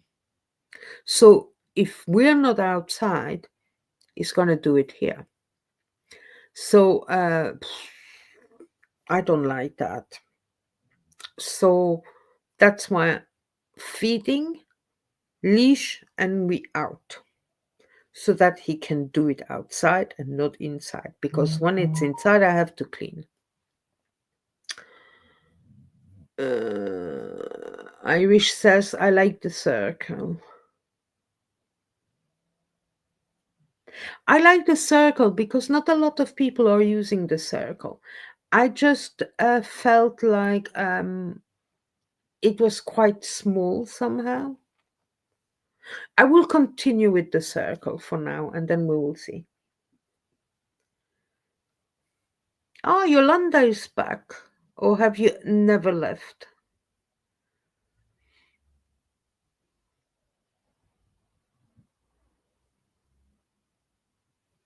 Oh, it's not small. Okay, I'm gonna have to watch a little bit on replay on my television to see the difference. And on my mobile phone.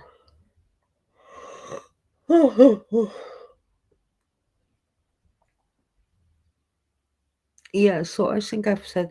Oh, and I can't remember. I think it was you, Arish, who said it not long ago. I will how you say that? I will post some pictures of Bonnie Baxter and Priya on my community so you can see them.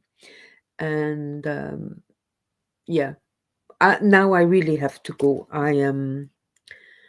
I'm really hungry. I'm hungry now. And I'm more hungry now because probably I've spoken about it too much.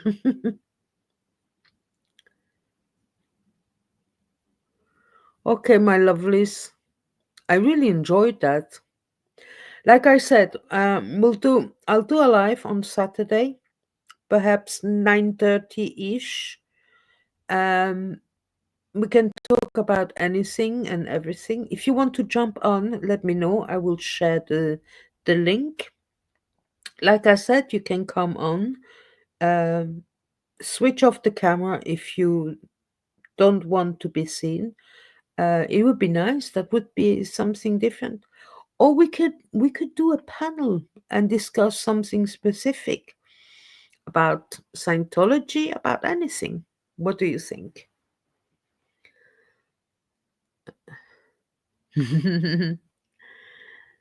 Okay, lovelies. Rachel, you're a star as well. Lini, nice to meet you. I really enjoyed you being here. Thank you very much.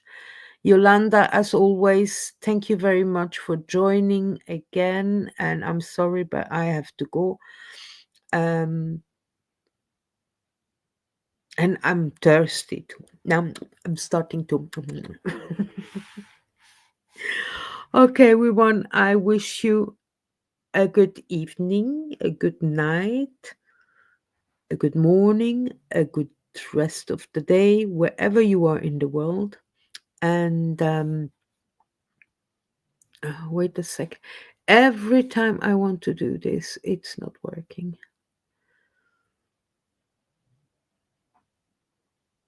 Bye bye. And et voilà. Oh, wait a second. No. Et voilà.